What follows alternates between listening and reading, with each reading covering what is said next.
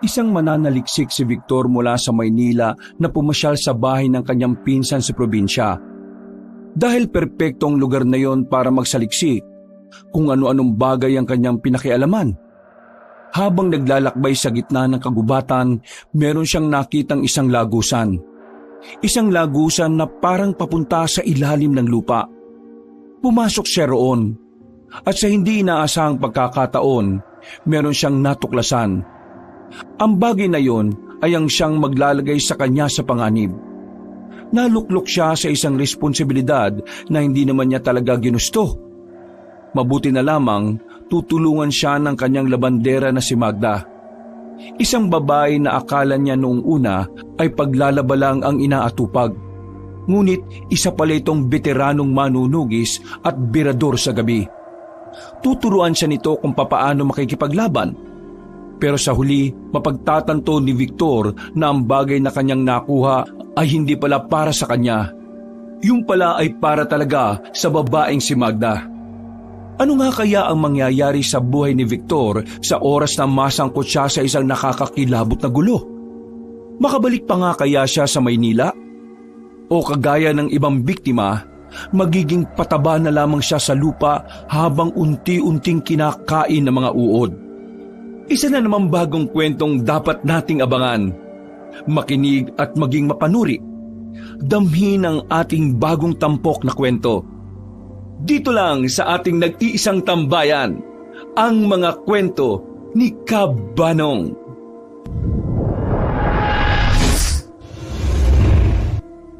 Pasensya ka na, Insan. Maputi kasi talaga rito kapag tapos ng malakas na ulan eh. Nawala sa isip ko na dalhin yung bota para hindi sana marumihan yung mga paa mo. Pambira ka naman. Anong tingin mo sa akin, maarte? Eddie, sanay na ako sa mga ganito. Trabaho kong sumutsot sa mga kung saan-saan para magsaliksik. Kaya walang problema sa akin ang mga ganitong sitwasyon, no? Kala ko kasi maarte ka kasi putis mayamang ka eh. Ang puti mo kaya, tisoy kumbaga. Tingin ko nga, magiging crush ka ng mga babae dito sa amin eh. Ikaw talaga, yan talaga naisip mo ah. Ay, siya nga pala, Insan. Matanong ko lang, sa dami ng probinsya, bakit ito pang sa amin ang napili mo? Sabihin na lang natin na mas maganda rito kasi nandito ka. Hindi ako mangungupahan. Wala akong babayaran sa pagkain kasi libre mo. Hoy, mag-ambag ka rin oh. Kapal na mukha nito. Ano kala mo sa akin, anli pera? Ito naman, biro lang. Sa totoo niyan, gusto ko na habang narito ako ako na munang sasagot ng kakainin natin. Ay, wag naman ganun. Ang akin lang mag-ambagan na lang tayo. Huwag ka nang mahiya. Minsan na lang naman tayo magkita Isipin mo na lang na libre ko to sa'yo. Kahit na kailan talaga galante ka no? Kaya gusto kita kasama Siguro, kung di ako bumalik dito sa amin, malaki na rin ang katawan ko katulad mo. Oo, kasi kung tumagal ka pa sa Maynila, isasama na kita sa mga gym O magdaan-daan ka dyan Ilang gulong ng sasakyan na ang lumubog dyan. Hindi man lang ba ito pinapayos ng lokal ninyo? Aasa ka pa. Magagaling lang naman yung mga yun kapag malapit na ang eleksyon. Sa ngayon, wala pa silang pakialam dyan. Kapag botohan na naman, mag-uunahan ng mga yon kung sino magpapaayos ng daan na to.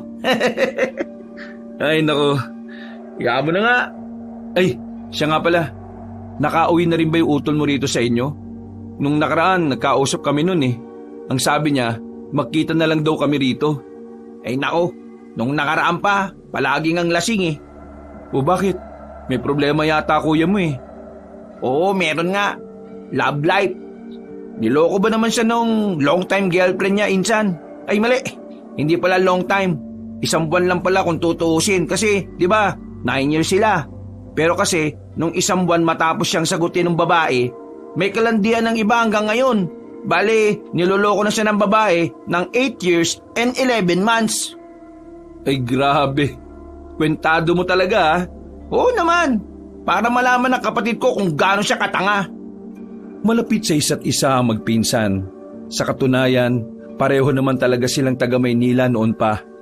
Pero mula nang mamatay ang mga magulang ni Eddie, kinailangan na nitong umuwi ng probinsya para asikasuhin ang sakahan nila. Napatigil silang dalawa sa paglalakad sa harapan ng isang bakuran. Tinuro kasi ni Eddie ang babaeng naglalabas sa loob. Isang babaeng maganda, maputi, makinis ang balat, at talaga namang kahit na sinong lalaki, magiging pantasya ang babaeng yon. Nakikita mo yon? Oo, di naman ako bulag eh. Bakit? Ngayon ka lang ba nakakita ng babae? Yang babaeng yan, labandera yan dito sa amin. Naglalaba rin yan sa amin palagi kapag naipon na yung labahan ko. Minsan nga, kahit isa pa lang yung nasa labahan, parang gusto ko na kagad ipalabas sa kanya eh. Manyakis. Aray, mukha batok naman to. Tigil mo nga yung ganyang ugali mo ha. Nagtatrabaho ng marangal yung tao, minamanyak mo. Anong minamanyak? Natutuwa lang ako sa kagandahan at kasipagan niya, no? Inakbayan na lamang ni Victor ang kanyang pinsan at nagpatuloy na rin sila sa paglalakad. Nang marating na nila ang bahay nila Eddie, naabutan nilang nasa bakuran ng binatang si Manuel. Hapon pa lang, lasing na naman ito. Pagpasok pa lang nilang dalawa sa bakuran, napatingin na agad sa kanila ang lalaking si Manuel. Sumilay agad ang malapad nitong ngiti nang makita si Victor. Wow, wow, wow, wow, wow, wow! Uy, puro ka wow, wow, wow, wow. Para kang ambulansya ah. Pinsan, Victor! Ang pumangalawa sa kapugian ko! Buti naman, nandito ka na. Kararating ko lang eh, lasing ka na naman. Pambira ka naman, no?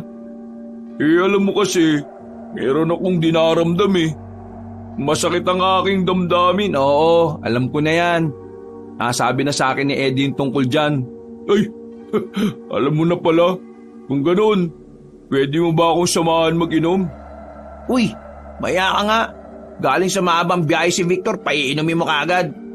Ayaw mo naman kasi ako samahan mag-inom eh. Kung pareho tayong lasing, sino na lang ang mag-aasikaso dito sa bahay? O sige na, tama na yan. Mamaya, sasamahan kita mag-inom. Kailangan ko lang magpahinga ha. Oh, sabi mo yan ha. Ayaw ko lang pinapaasa ako ha. Sawang-sawa lang umasa ang puso kong ito eh. Oo nga, kulit nito. Sige na, mamaya ka namang gulo. Tara na insan, magbihis ka na muna. May 2 kwarto sa up and down na bahay nila Eddie. Parehong nasa itaas ang 2 silid at isa sa silid na yon ang pangsamantalang gagamitin ni Victor. Maayos naman ang bahay. Hindi kalakihan pero ang mahalaga para sa binata ay malinis ito. Isa kasi ang kalinisan na tinitingnan nila sa mga bahay. Insan, pasensya na talaga kung makikitira muna ako ha. Kailangan ko lang talaga ng bagong article eh. Napag-iiwanan na ako ng mga kasama ko sa trabaho. O naman, ayos lang naman na narito ka no. Nakakasawa na rin mukha ni Kuya rito sa bahay. Tsaka, hindi ka naman ibang tao sa amin eh. Noong mga bata tayo, parang magkakapatid na tayo. Maraming salamat ha. The best ka talaga. Yung ginagawa mo, pwede ba akong sumama dyan minsan kapag wala akong ginagawa? Oo naman no. Wala namang problema kung may kasama eh. Mas maganda pa nga para hindi nakakabagot. Di ba yung trabaho mo kung saan-saan ka nalang nakakarating? Oo.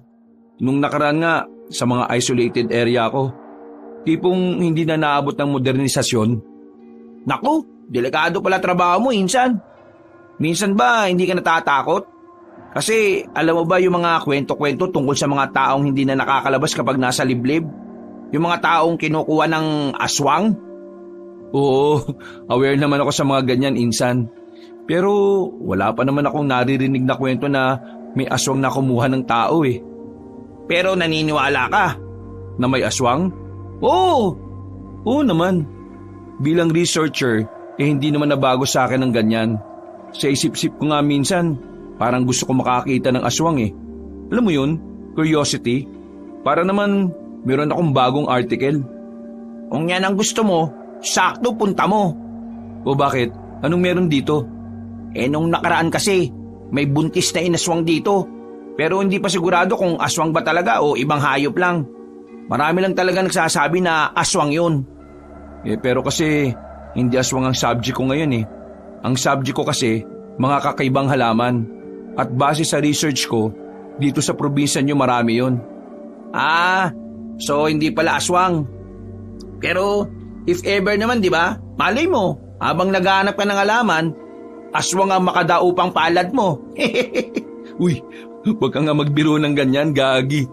Alam ko kung gaano kadelikado ang aswang, no? Kaya focus na muna ako kung anong pakay ko dito. Saka na yung aswang-aswang na yan. Saka na ang aswang. Pero kung ipagkakaloob sa'yo, bakit hindi, di ba? Sira. Nagtawanan na lamang silang magpinsan. Kinagabihan, naghanda na rin sila ng kanilang hapunan. Dalawa lang silang kumain ng sabay dahil nakatulog na ang lalaking si Manuel.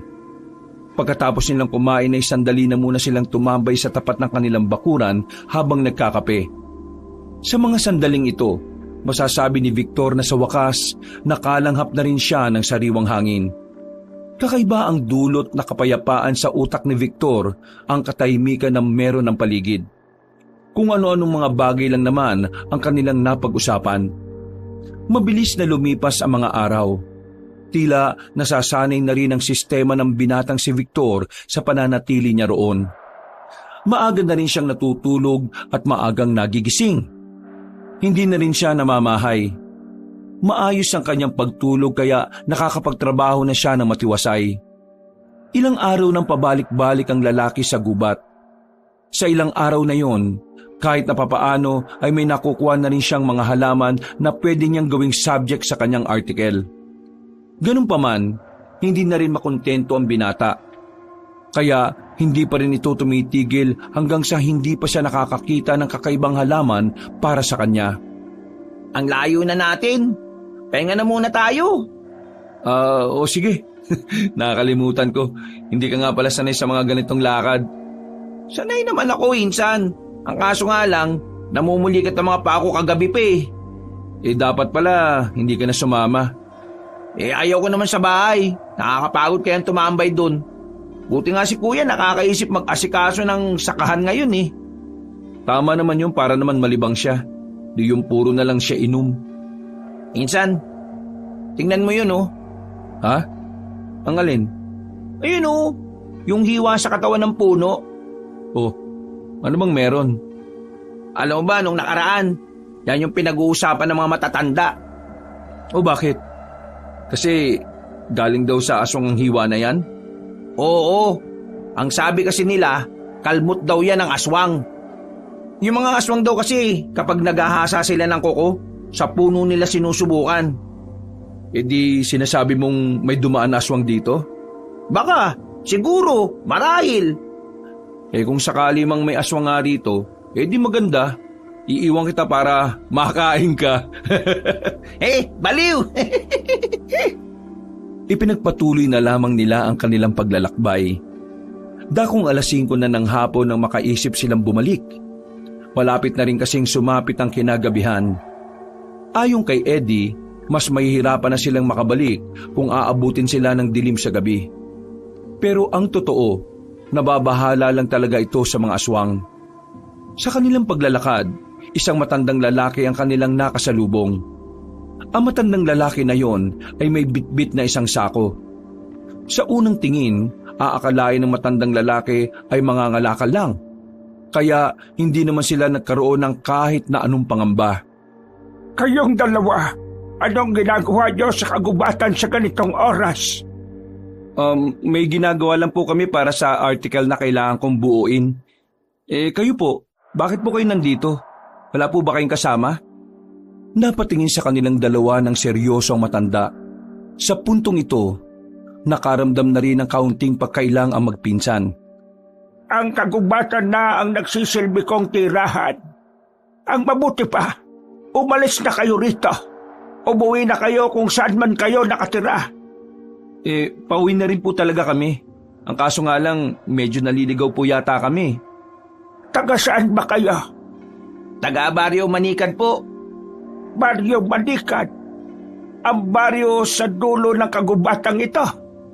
Sige, lakarin nyo lang ito ng diretso. Kapag meron na kayong nakitang ilog, tawirin nyo. Tapos kakaliwa kayo. Mas malapit ang daan doon kumpara sa karaniwang dinaraanan ng mga tao mula rito. Naku, maraming salamat po sa inyo. Pero sigurado po ba kayong ayos lang kayo? Huwag niyo akong intindihin. Mas isipin niyo ang sarili ninyo. Dahil kayo, mas malapit kayo sa kapahamakan. Sandali lang po. Ano pong pangalan ninyo? Manoy, yon ang pagkakakilala sa akin ng mga taong natulungan ko. Naglakad na palayo ang matanda, dala-dala ang mga bitbit nitong sako. Napapailing na lamang ang magpinsan. Masyado silang nahihiwagaan sa matanda. Pero kahit na ganon, aminadong magaan naman ang kanilang pakiramdam sa matandang yon. Naglakad na lamang ang dalawa.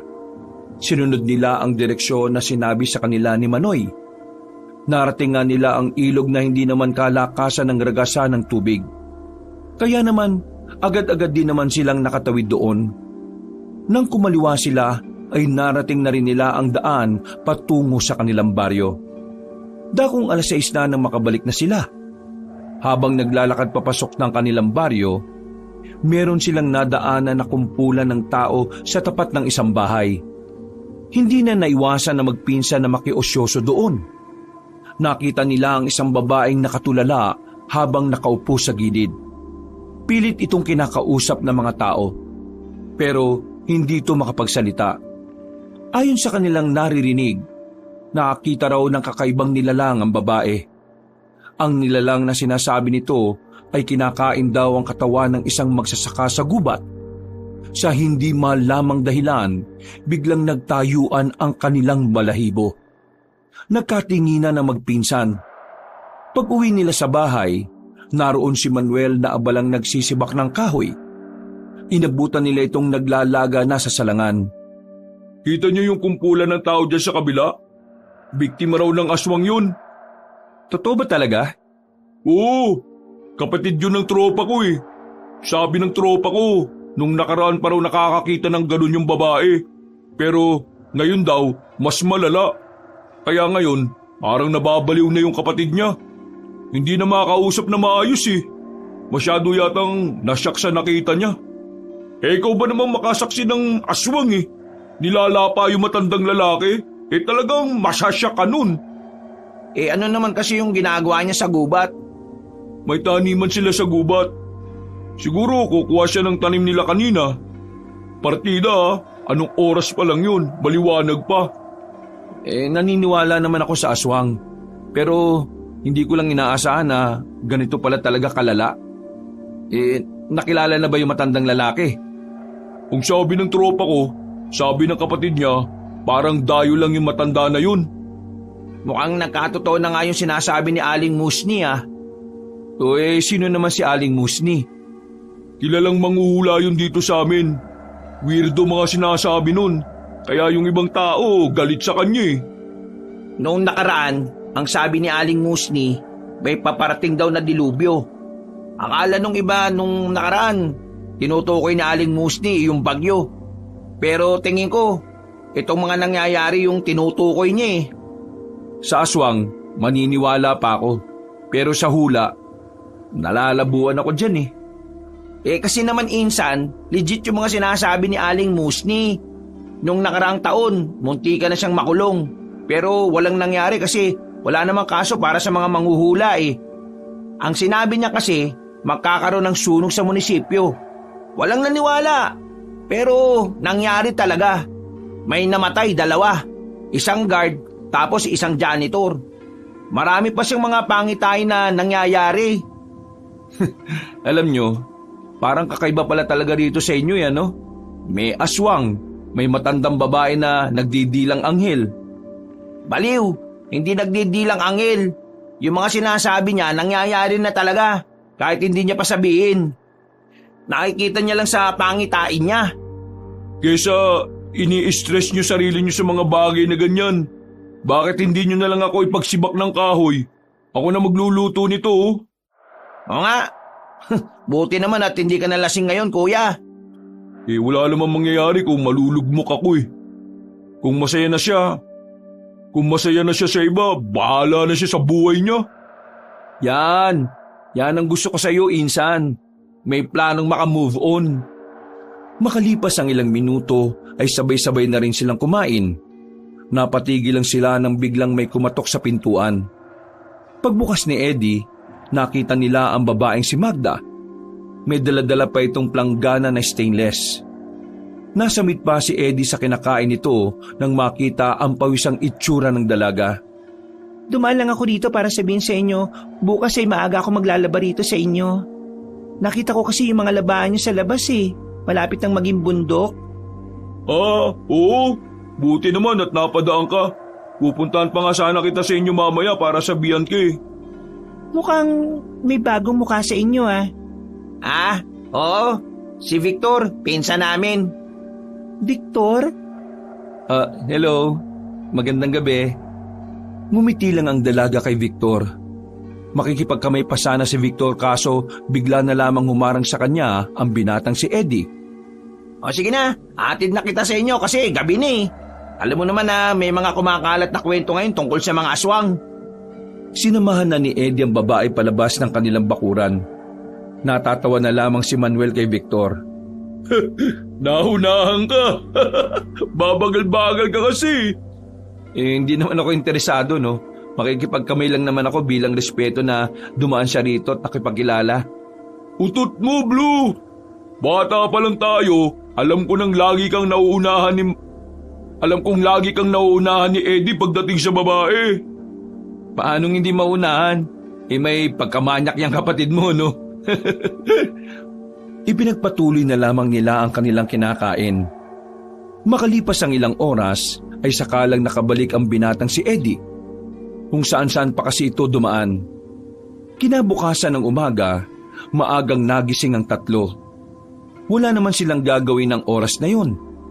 Nagising lang talaga sila dahil alam nilang maaga ring darating ang babaeng si Magda. Habang naglalaba ang babae sa kanilang bakuran, nasa labas din sila habang nagkakape. Hindi nila mapigilang mapatingin sa babae. Para kasi talagang nagliliwanag ang ganda nito sa umagang yon. Wala na ba kayong labahan sa loob? Matatapos na siya Dagdagan nyo pa. Sira ulo, may pambayad ka pa ba? Puro ka naman ganyan, Eddie. Torpe ka naman. Pormahan mo kung gusto mo. Eddie, nagselos ka naman. Magda, may sasabihin daw si Eddie Uy, para tong timang. Ano yun, Eddie? Wala. Sabi ko, kapag pagod ka na, merong pagkain sa loob. Ayos lang ako. Patapos na rin naman ako Maraming salamat. Siniko na lamang ni Eddie si Victor. Hindi nagtagal, natapos na rin ang paglalaban ng dalaga. Nang palis na yon, isinama ni Eddie si Victor para sundan ng dalaga.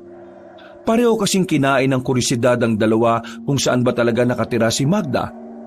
Pero nang lumiko na yun sa kaliwang kanto, laking pagtataka nila dahil bigla na lamang itong nawala. Uy, nasaan na yun? Bagal mo kasi maglakad Tara, umuwi na nga lang tayo. Marami pa akong i-edit. Napapailing na lamang si Victor. Inatupag na lamang nito ang ginagawa nitong article. Maghapon na naging abala si Victor. Hindi na nga rin siya nakasabay sa hapunan ng magkapatid.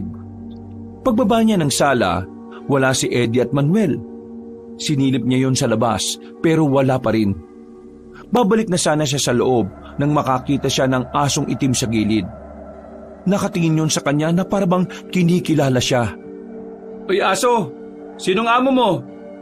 Tumahol ng isang beses ang aso. Napangisi na lamang si Victor at sandaling natawa. Kung makatahol, akala mo naman talagang naiintindihan niya ako. Hindi inaasahan ni Victor ang sumunod na ginawa ng aso. Bigla na lamang kinuha ng aso ang tsinelas niya na nakalagay lang sa gilid. Dali-dali niyang hinabol ang aso sa pagbabaka sakaling masundan niya ito. Sa kakasunod niya, hindi na niya namalayang napapalayo na pala siya sa kanilang tirahan. Nakarating siya sa kagubatan. Nakita niya ang aso na pumunta sa likuran ng malaking puno. Kahit na medyo kinakabahan dahil sa pag-aakalang merong mga ahas doon, tumuloy pa rin siya para sa kanyang tsinelas. Mahal na mahal niya kasi ang tsinelas na yon dahil bigay pa yun sa kanya ng kanyang ina. Pambira namang ason to. Tinutukan niya ng daladalang cellphone ang likuran ng puno. Nakita niya roon na parang may hinukay ang aso na isang butas. Natatakpan lamang yon ng dahon ng saging. Nang alisin ni Victor ang dahon, nakita niyang parang may lagusan papunta sa ilalim. Nung una, nagdadalawang isip pa siyang puntahan yon. Pero dahil na rin sa kanyang labis na kuryosidad, hindi na niya napigilan na kanyang sarili. Bumaba siya roon. Hindi na sumasagi sa isipan niya ang maaaring panganib na naghihintay sa kanya. Nang makababa siya, tinutukan niya ng ilaw ang loob. Para itong isang tunnel at gaya ng mga dinadaanan ng mga Hapon nung panahon ng gera. Teka, kakaiba to ah. Nagsimulang maglakad ang lalaki. Daan-daan niyang tinahak ang daan hanggang sa marating na nga niya ang isang malawak na parang silid. Sa gitna nito, merong isang pintuan na bakal. Nang itulak niya yon, nagtataka siya dahil bukas ang pintuan. Lumingon-lingon siya. Wala naman siyang nakikitang ibang tao. Pinagpapawisan na siya nung mga sandaling yon. Hindi dahil sa init, kundi dahil sa tensyon na nararamdaman niya. Pagpasok niya sa loob, nagulat siya nang biglang magbukas sa mga lampara na nakadikit sa pader. Dito na siya naghinala na baka bukod sa kanya, meron pang naroroon. Sinong nandyan? Kinuha na niya ang kahoy na nakasandal sa gilid para gawing proteksyon. Maraan siyang naglakad. Mga ilang sandali lang, meron siyang natapakan na kung ano. Napasigaw na lamang siya nang bigla siyang nahulog sa isa pang butas. Dumulas siya ng dumulas. Hindi niya alam kung saan siya dadalhin ito. Pero nagulat na lang siya nang ilabas siya ng lagusan na yon sa gilid ng ilog. Hindi na niya alam kung saan ang lugar na yon. Kinakabahan na siya sa ideyang baka hindi na siya makabalik. Linti kasing aso yun eh. Ang bira naman talagang buhay to. Paano ako makakabalik nito? Napalingon siya sa punong nasa kabilang banda ng ilog. Hindi siya makapaniwalang parang umiilaw ang katawan ng puno.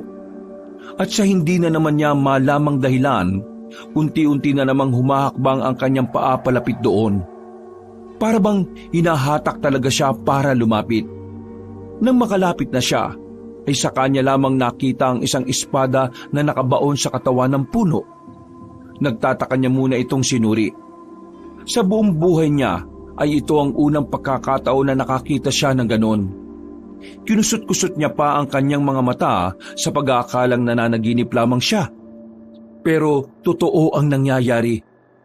Ang kanyang nasasaksihan ay parte ng realidad na kanyang ginagalawan. Unti-unti niyang hinugot ang espada. Nang makuha na niya yon, biglang nawala ang liwanag sa puno. Nakarinig na lamang siya ng pagaspas ng mga dahon. Sa takot, muli siyang bumalik sa lagusan.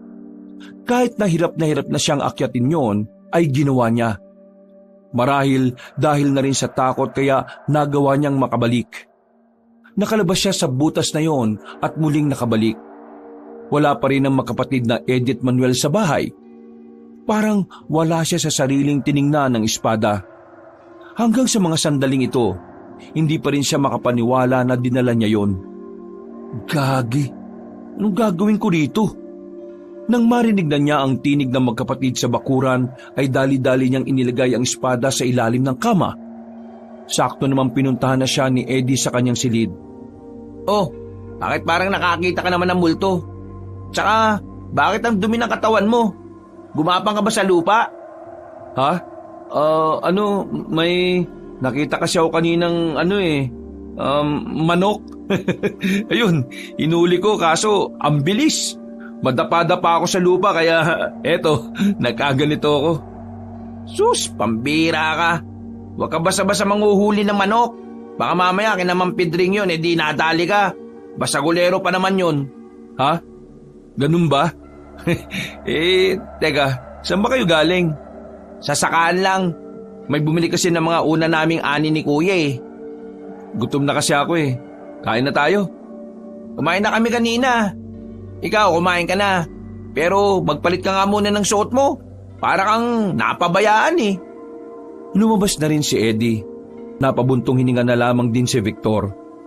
Noong mga sandaling yon, muli niyang sinilip ang espada sa loob.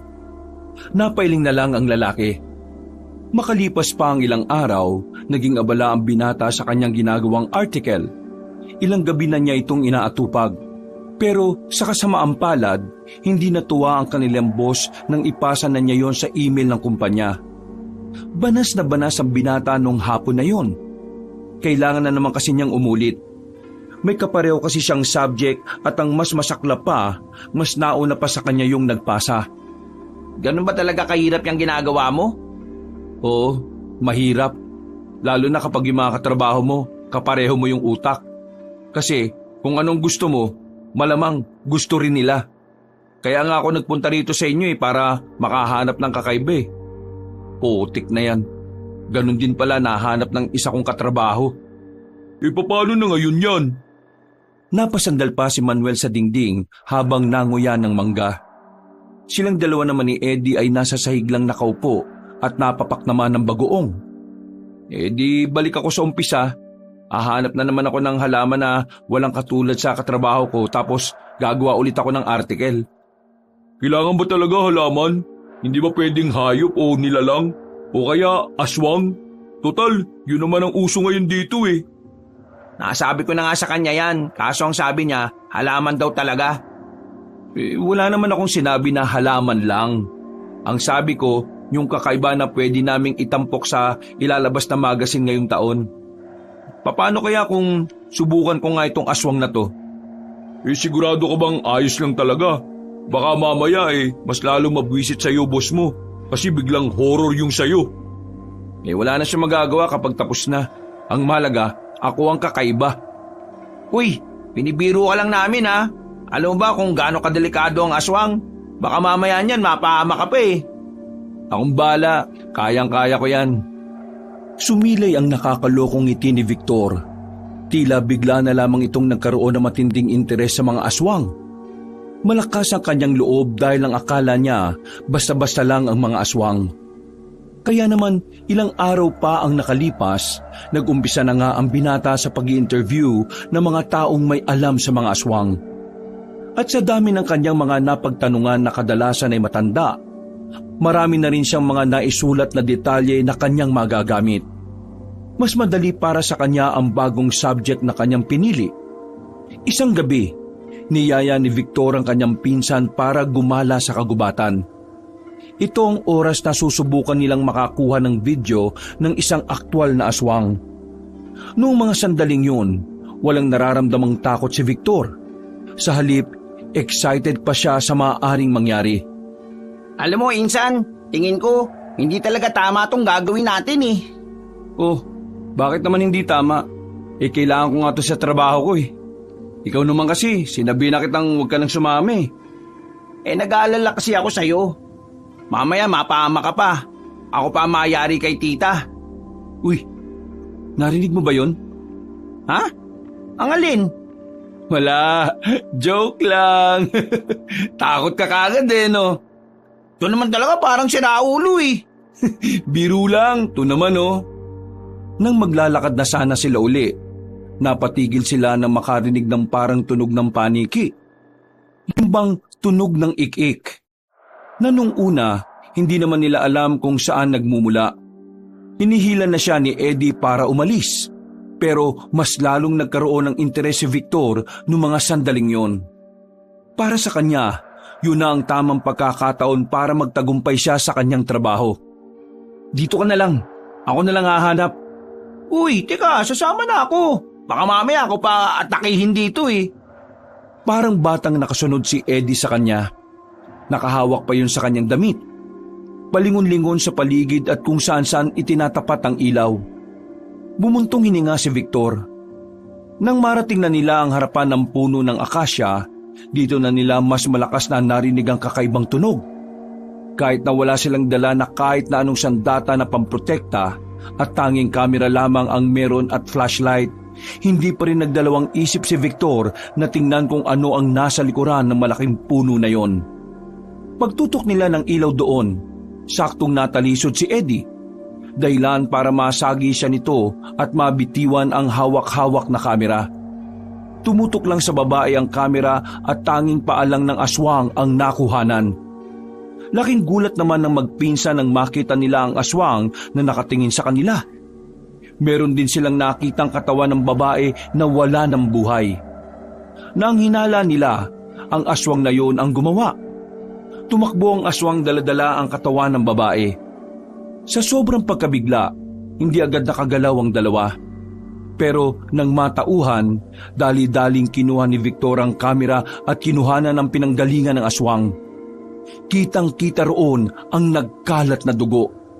Sinabi ko naman sa iyo umalis na tayo eh. Hindi natin nakuha ng video yung mismong aswang. Ikaw kasi. Huwag mong sabihin na ahabulin mo pa yun. Oo, sayang ang pagkakataon.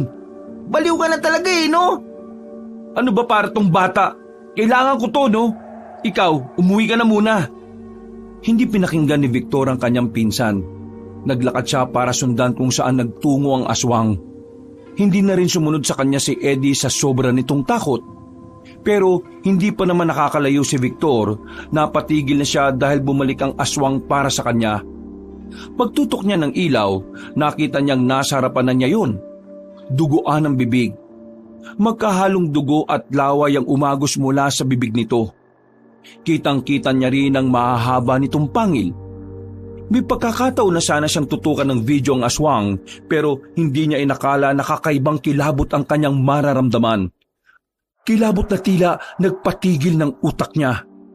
Kilabot na talagang naghubad ng tapang sa katawan niya. Hindi niya tuloy nakunan ng video ang nasa harapan niya. Akmang lalapit na sana sa kanya ang aswang nang biglang merong dumating. Isang babaeng nakasuot ng kulay itim at nakatakip ng muka. May dala-dala itong espada na siyang ginamit nito para tagain ang aswang. Tinamaan ng aswang sa likuran. Dahil sa takot na mamatay, mabilis na gumapang ang aswang papalayo. Noong mga sandaling yon, saka lamang natauhan ng lalaking si Victor. Nang tutukan na niya ng ilaw ang babae, bigla na lamang itong umalis. Pero agad-agad niya itong hinabol. Sandali! Tumigil ang babae pero hindi man lang ito lumingon sa kanya. Sino ka? Anong pangalan mo? Hindi sumagot ang misteryosang babae. Umalis na rin ito. Sinubukang habulin ulit ni Victor ang babae pero bigla na lamang itong naglaho. Sa halip na hanapin pa, ay naisipan na lamang niyang bumalik. Binalikan niya si Eddie na sa mga sandaling yon ay nanatiling naghihintay sa kanya. Ikinuwento niya ang mga nangyari. Mas lalong nawindang ang kanyang pinsan. Lalong nadagdagan ang dahilan ni Eddie para wag nang ipagpatuloy kung ano man ang gustong gawin ni Victor. O di ba? Muntikan ka pang mamatay? Ang kulit-kulit mo kasi. Kala mo kasi laro-laro lang ang aswang eh. Victor, researcher ka rin naman. Sana inalam mo muna kung gaano sila kabangis. Mas mataas pa sila sa hayop, no? Oo na. Wag mo na ako sermonan. Naririndi na ako eh. Nakalabas na sila ng kagubatan ng mga sandaling yon. Naglalakad na lamang sila sa gilid ng kalsada at tanging sila na lamang ang maingay ng mga sandaling yon. Sermonan talaga kita kung ganyan katigas ang ulo mo. Insan, desperado na ako. Kapag wala akong naipasa this month na medyo maganda at kakaiba, baka maibaba ako ng posisyon. Mahalaga kasi sa akin kung nasaan man ako ngayon. O sige, ganito na lang. Sa susunod na lakad ko, kahit nag-aalala ka sa akin, huwag ka na lang sumama, ha? Baliw ka ba? Sa amin ka nakatiri. Kahit na hindi kita samahan, kapag may nangyaring masama sa'yo, kargo ka namin. Di uupan na lang ako ng bahay. Hindi naman kita pinapaalis eh. Para ka naman si Raulo oh. Para nga wala ka nang intindihin pa. Isa pa, trabaho ko naman ito eh. Ayaw ko rin namang may ibang madamay dahil lang sa trabaho ko. Ay naku, bahala ka na nga sa buhay mo. Binilisan na lamang ni Eddie ang paglalakad nito. Napapailing na lamang din si Victor. Nakauwi naman sila ng maayos ng gabing yon. Nagtataka pa sa kanila si Manuel kung bakit hindi sila nagpapansinan. Kaya naman hindi na napigilan ni Victor na ikwento ang nangyari. Kahit ang binatang si Manuel, hindi na rin sang-ayon sa ginagawa niya. Mas iniisip din ito ang kanilang kaligtasan. Pero dahil mas mahal ni Victor ang trabaho niya kaysa sa kanyang sariling buhay, hindi niya pa rin pinakinggan ang sinasabi ng magkapatid. Tumungo na lamang siya sa kanyang kwarto at saka muling sumilip sa ilalim. Bigla na lamang niyang naisip na mas mainam na dinadala niya yun kapag lalabas siya ng gabi. Lalong-lalo na kung pupunta siya sa kagubatan. Pakiramdam niya kasi ay magagamit niyang espadang yon laban sa mga aswang. Tama, kailangan ko nga to. Madali lang naman to gamitin eh. Taga-taga lang. Huminga siya ng malalim. Muli niyang ibinalik ang espada sa ilalim ng kama at nahiga na lamang. Muli na naman bumalik sa kanyang isipan ng babaeng nagligtas sa kanya. Nanghinayang siya dahil hindi niya man lang nalaman kung sino yon. Pilit na lamang niyang inaalis sa kanyang isipan yon. Kinuha na lamang niya ang kamera at binuksan ang kanyang laptop. Naisipan na lamang niyang ayusin ang video na yon at nang magawa na rin niya ng article. Madaling araw na nang matapos si Victor sa kanyang ginagawa. Nakaramdam na rin siya ng antok, kaya agad na rin siyang natulog. Kinabukasan ng umaga, paggising niya ay nasa bakuran nila ang labanderang si Magda. Pero hindi yun naroon para maglaba. Nagpunta ang babae para maningil. Maraming salamat nga. Huwag kang mag-alala. Palagi kaming magpapalit ng damit para mas dumami agad ang labahan namin. Nako, hindi nyo naman kailangan gawin yun eh. Kung kailan kailangan nyo nang magpalaba, saka lang kayo magpalaba. Kung gusto nyo ako makita, nandito lang naman ako lagi sa baryo Manikad. Pero saan ka ba talaga nakatira? Para naman napupuntahan ka namin. Di ba, Insan? Ha? Oo. Napatingin si Victor sa babae. Sa hindi malamang dahilan, ay parang meron siyang kakaibang naramdaman na magtama ang kanilang mga mata. Para bang pamilyar sa kanya ang tingin na yun. Pasensya na kasi hindi ko talaga kayang sabihin. Baka kasi magalit ang mama ko. Ah, ganun ba? Di mo pwede sabihin kung saan ka nakatira? Oo eh. O paano? May pupuntahan pa kasi ako. Naglakad na palabas ang dalaga. Sinundan naman yun ni Victor. Hindi niya rin alam kung bakit, basta pakiramdam niya, kailangan niyang makausap ang dalaga. Nang maabutan niya ito, ay agad niya itong tinawag. Magda? Oh, pinsan ni Manuel at Eddie. Bakit? May kailangan ka ba sa akin? May gusto lang sana akong itanong sa'yo. Itanong? Tungkol naman saan? Nagpunta ka ba ng gubat kagabi?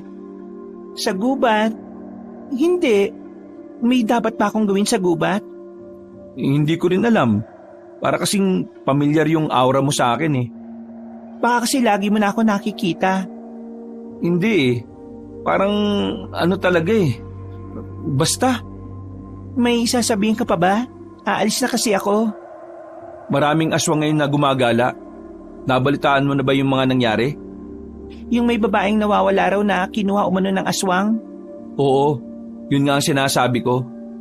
Gusto sanang sabihin ni Victor ang mga nasaksihan nila ni Eddie, pero naisip niyang ipagpaliban na lamang ito. Hindi rin naman kasi siya sigurado kung si Magda nga ang nagligtas sa kanya. Huwag ka mag-alala, hindi naman uubra sa akin ng mga aswang eh. Hampasin ko lang ng tabla at palanggana ko yun. Wala na silang sinabi. Tinapik pa siya ni Magda at saka nagpaalam na rin sa kanya. Napapailing na lamang din si Victor. Hindi niya kasi talaga malaman kung ano nga ba talaga ang kakaiba sa babae. Pakiramdam niya, meron talaga siyang dapat na malaman. Pagdating ng tanghali, natagpuan na ang bangkay ng babae na nakita nila ni Eddie na nilalapa ng aswang. Brutal ang ginawa ng aswang sa babae. Ayon sa usap-usapan, wala nang kanang kamay ang babae. Hindi na rin daw makilala ang mukha nito. Ang balitang yun ay nagdulot ng kakaibang takot sa mga mamamayan. Dahilan parang iba ay maglagay na rin ng kung ano-anong pangontra sa kanilang kabahayan. Pero kahit ano pa mang isabit nila sa labas, nagpatuloy pa rin ang pambibiktima sa mga sumunod na araw. Isang linggo na ang nakalipas ay 2 babae ulit ang natagpuang wala ng buhay. Brutal din ang pagkamatay ng 2. Gaya ng nauna, wala na rin itong mga laman loob. Ang mga pangyayaring yon ay nakatulong sa ginagawang article ng binata. Pero kahit na napapaganda ang trabaho niya, hindi niya maiwasang hindi mabahala. Naawa rin siya sa mga biktima na magiging parte ng kanyang ginagawang article. Magkakasamang kumain ng 3 binata sa bakuran nila noong gabi. Doon nila naisipang kumain dahil mas gusto nila ang panahon sa mga sandaling yon. Malamig na kasi ang simoy ng hangin. dahil ilang buwan na lang ay magpapasko na ulit. Tahimik lamang si Eddie. Napansin naman din ni Manuel na ganun din si Victor. Ilang araw na rin kasing hindi nagpapansinan ng dalawa. Para kayo mga timang, bakit hindi kayo magpansinan nasa isang bahay lang naman tayo? Tanong mo dyan sa pinsan nating matigas ang ulo. Galit ka pa rin ba sa akin? Hanggat hindi mo tinitigilan ng aswang-aswang na yan, hindi mawawala inis ko sa'yo. Nag-aalala lang naman kasi si Eddie sa'yo, Victor. Balik ka na lang kasi ulit sa halaman, wag na sa aswang. Baka mamaya, mauna ka pang mamatay kaysa makamove on ako sa panluloko sa akin Ang layo na kasi ng naumpisan ko. Nakakapanghinayang kung magsisimula na naman ako sa umpisa. Di nyo ko maintindihan kasi wala naman kayong ideya kung gaano kahirap ang trabaho ko O di ba? Ganyan katigas ang ulo niyan. Uhaw na uhaw sa posisyon Uy, bibig mo nga. Ganun talaga kapag palaging may gusto kang patunayan sa tatay mo. Hindi mo yung maintindihan kasi si Tito, kahit nasa ibang bansa dati, mahal na mahal kayo. Ay nako, sige na. Tapos na ako kumain. By the way, sarap ng luto mo, Manuel. Pwede ka na sana mag-asawa kaso wala ka naman syota. Uy, teka, saan ka pupunta? Diyan lang sa labas, papahangin. Umalis na rin kagad si Victor. Tinapik naman ni Manuel si Eddie sa balikat para pagalitan. Maayos ka nga ng sinasabi mo. Nag-aalala rin naman ako sa kanya. Pero iniisip ko pa rin kung ano yung mga bagay na hindi ko alam na siya lang ang nakakaintindi. Dahan-dahan ka rin, Eddie. Tingnan mo, tameme ka ngayon. Nakasakit ka ng damdamin. Bumuntong hininga na lamang si Eddie. Samantalang si Victor naman, naglakad-lakad na lamang hanggang sa makarating na ito sa lumang waiting shed. Nagmuni-muni siya roon.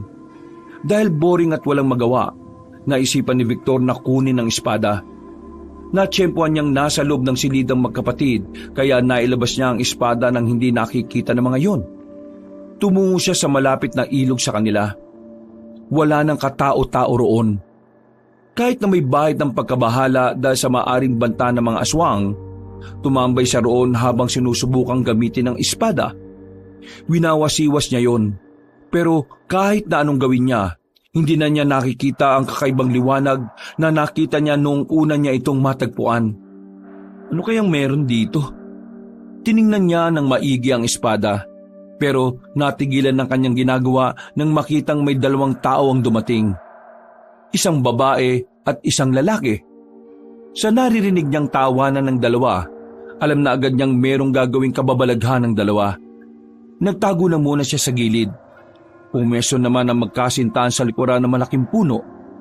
Mga ilang sandali lang, narinig na lamang niya ang pag-ungol ng dalawa. Pambirang magsyota to, mga walang perang pang-hotel. Ano to? Nature trip? Aalis na sana si Victor nang biglang mapasigaw ang babae. Nakita na lamang niyang tumatakbo paalis ang lalaki.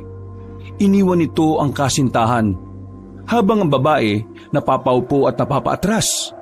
Mga ilang sandali lang nakita na rin ni Victor ang aswang na pilit lumalapit sa kawawang babae. Sa hindi niya malamang dahilan, bigla na lamang siyang nakaramdam ng init sa buong katawan niya habang hawak ang espada. Parang may pumasok na ideya sa utak niya na kailangan niyang tulungan ng babae.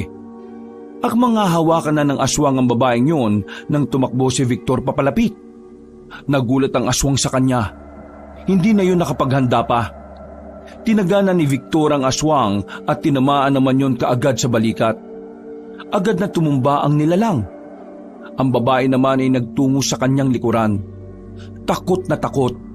Ramdam na ramdam niya ang nanginginig nitong kamay habang nakahawak sa kanyang damit. Nang masiguro na ni Victor na wala na nga ang aswang na yon, pinaalis na rin niya ang babae. Marahan namang nilapitan ni Victor ang wala ng buhay na aswang. Tinusok-tusok niya pa ito ng espada pero hindi na talaga yung gumagalaw. Noong mga sandaling yun, hindi na niya naisip pa ang kanyang trabaho. Parang mas nangibabaw sa kanya ang kagustuhang makapagligtas ng buhay. Kakaiba kasi ang pakiramdam na naidulot sa kanya dahil meron siyang natulungan. Pero sa isip-isip niya, malakas ang kutob niya na ang gustong biktimahin ng mga aswang ay puro babae lang. Pinunasan na muna niya ang espada na hawak niya. Saka na rin siya umalis sa lugar na yun. Nang makabalik na siya sa kanilang bahay, nagulat siya nang buksan niya ang pinto. Inabutan niya kasi ang magkapatid sa sala. Takang-taka habang nakatingin sa kanya at sa hawak niyang mahabang patalim. Oh, bakit? Bakit may dala kang ganyan? Saan galing yan? Ha? Ano kasi, Wala na siyang takas pa kaya naisip niyang sabihin na lang sa magkapatid ang totoo. Tutal, hindi na rin naman niya kayang itago pa sa dalawa ang tungkol sa mahiwagang espada na yon. Hindi makapaniwala si Eddie at Manuel sa kanilang nalaman. Magkahalong pagkamangha at pangamba ang naramdaman ng dalawa. Di kaya para naman talaga sa yung espadang yan? Kasi dinala ka ng aso dun para makita yun eh. Ha? Anong gagawin ko dito? Malamang, gagamitin mo laban sa mga aswang. Teka. Ibig ba nitong sabihin, ako ang kakalaban sa mga aswang? Eh bakit? Natatakot ka ba? Eh di ba, yun naman ang gusto mo? Oo, baka mamaya magkainitan na naman kayo ah. Pero Victor, ano bang nararamdaman mo? Hindi ko alam eh. Kanina kasi habang hawak ko to, alam mo yung pakiramdam na kapag lasing ka, ang tapang at ang lakas ng loob mo? Ang pagkakaiba nga lang, kanina nasa katinuan ako. At alam ko na delikado ang gagawin ko pero ginawa ko pa rin. Basta, wala akong kakabaka kanina eh. Umupo na lamang din si Victor sa sofa. Inilapag nito sandali ang espada sa gilid. Napatay mo ba yung aswang? Oo, napatay ko. Buti nga nakita ko eh. Kasi kung hindi, baka yung babae yung namatay. Siraulo yung kasama niyang lalaki eh, iniwan siya. Natigil ang kanilang usapan nang biglang dumating si Magda. Agad namang itinago ni Victor ang kanyang espada. Nagtataka ang tatlo kung ano ang ginagawa ng babae sa ganoong oras. Kadalasan kasing naglalabas sa kanila si Magda kapag umaga o kaya naman sa tanghali. Lumapit sa kanila ang babae, pero hindi pala yun nagtungo para maglaba. Talagang sinadya nito ang binatang si Victor. Magandang gabi sa inyo. Pwede ko ba makausap si Victor? Oo, nandito. Oy, Victor! Nahanap ka ni Magda? Babagal-bagal ka kasi. Ayun tuloy, naunahan ka tuloy ni Victor. Pakialam ko dyan. Di na ako interesado. Bakit? Anong pag-uusapan natin? Pwede bang sumama ka sa akin? Gusto ko sanang tayo lang ang mag-uusap. Sige na, sumama ka na, kunwari ka pa eh. Sige na, o Magda, usap muna kayo. Dito lang kami sa loob. Tinulak na ni Manuel si Victor palabas. Isinarado naman ito ang pintuan. Napapakamot na lamang si Victor sa kanyang ulo. Ano bang gusto mong itanong o pag-usapan natin? Sumunod ka sa akin. Meron tayong pupuntahan. Nauna nang naglakad ang babae. Gabi na at madilim na ang ilang parte ng kanilang nadadaanan. Medyo nababahala si Victor. Pakiramdam niya kasi anumang oras ay maaring may umatake sa kanilang aswang. Nagiging tamang hinala na siya na baka gantihan siya ng mga yon. Malayo-layo na sila kaya hindi na nakatiis pa si Victor. Tumigil na ito sa paglalakad. Maglalakad na sana siya pero bigla siyang hinila ni Magda papunta sa gilid kung saan wala nang makakakita sa kanila. Malakas siya nitong dinikit sa pader. Nagulat na lamang si Victor nang biglang may nakatutok na sa leeg niya na isang punyal. Sa isang iglap, parang nagbagong tingin niya kay Magda. Ang dating maamo, mainhin at palangiting babae, tila naging amaso ng palaban. Sabihin mo, sino ka ba talaga? Ha? Ako nga si Victor, di ba? Sino ka at bakit meron kang espada?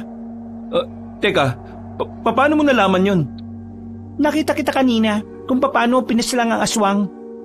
Nandun ka rin pala? Anong ginagawa mo ron? Huwag mong ipasa sa akin ang tanong. Tinatanong pa kita kaya sumagot ka. Sino ka ba talaga? Bakit may espada kang hawak at paano mo napaslang ang aswang na yon? Kung pangkaraniwang mananaliksik ka lang. Pwede bang alisin mo muna yung nakatutok sa akin? Hindi ako makapagsalita na maayos eh. Kung makatutok ka, akala mo naman talaga masama akong tao. Binitiwan ng babae si Victor. Inayos na muna ng binata ang kanyang nagulong kwelyo. Kung ang tinatanong mo sa akin yung espada, hindi rin naman sa akin yun eh. Nung nakaraan, may asong itim na dumalaw sa bakuran namin. Bigla niya kinuha yung tsinelas ko. Naibalik ko naman yung tsinelas ko pero dahil doon, nakuha ko yung espada. Sinundan ko yung aso. Nakarating ako sa parang tunnel. May nalustan akong butas. Nahulog ako at dumulas. Tapos, nagulat na lang ako. Nasa ilog na ako. Tumuwid ako sa kabila. May puno kasing nagliliwanag yung katawan. Paglapit ko, nakatusok yung espada doon. Kaya kinuha ko. Tapos, ayan na, nasa akin na. Kanina, dinala ko to kasi gusto ko lang gamitin. Practice ba? Wasi-wasiwas? Pero hindi ko naman inakala na magagamit ko talaga sa aswang ngayon. Sigurado kang walang nagbigay sa iyo niyan? Ulit nito. Wala nga. Pero teka nga, ikaw naman ngayon ang sumagot sa tanong ko. Sino ka rin ba talaga? Akala ko labandera ka, pero may kakaiba ka palang pagkatao. Sabi mo sa akin ngayon kung sino ka, kasi sinagot ko ng maayos ang tanong mo. Labandera ako sa umaga. Paraan ko yun para maitago ko ang katauhan ko. Pero ang totoo, isa akong birador. Manunugis ng aswang. Ang natitirang manunugis sa angka namin. Kaya pala pakiramdam ko may kakaiba sa iyo eh. Teka, tama. Siguro ikaw yung nagligtas sa akin ano? Oo, ako nga yung babaeng yun. Ayos din ha. Kalain mo yun. Pero bakit ba nanggugulo ang mga aswang dito? 3 na ang biktima eh. Puro babae. Ano bang meron? Mahilig sa babae mga aswang. Dahil para sa kanila, mas masarap ang dugo at karne ng mga babae kaysa sa mga lalaki. Pero hindi ibig sabihin nun, ligtas na ang mga lalaki. Pinapatay lang nila ang mga lalaki, hindi nila kinakain.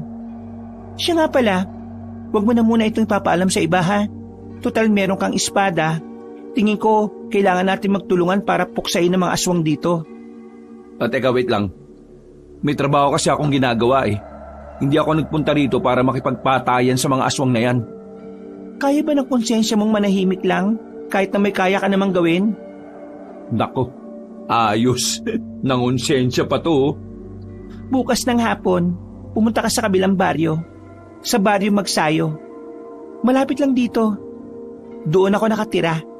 Tuturuan kita ng lahat ng kailangan mong malaman. Kailangan ko ng tulong mo, lalo na't may tinataglay ka namang kakaibang espada. Hindi ko lang alam ha. Trabaho naman kasi ang pinunta ko rito eh. Hindi ako nagpunta rito para tulungan ka makipaglaban sa mga aswang. Ayaw ko pang mamatay. Gusto ko pang makabalik ng Maynila. May buhay ako naghihintay doon sa akin eh, no? Hindi kita pipilitin kung ayaw mo. Pero sana, kaya mong makita na may mapapahamak kahit na pwede ka namang kumilos. Hindi ko sila obligasyon, no?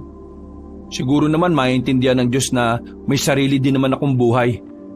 O siya, sige na. Aalis na ako. Huwag ka mag-alala. Hindi ko naman ipapaalam sa 2 pinsan ko ang tungkol dito.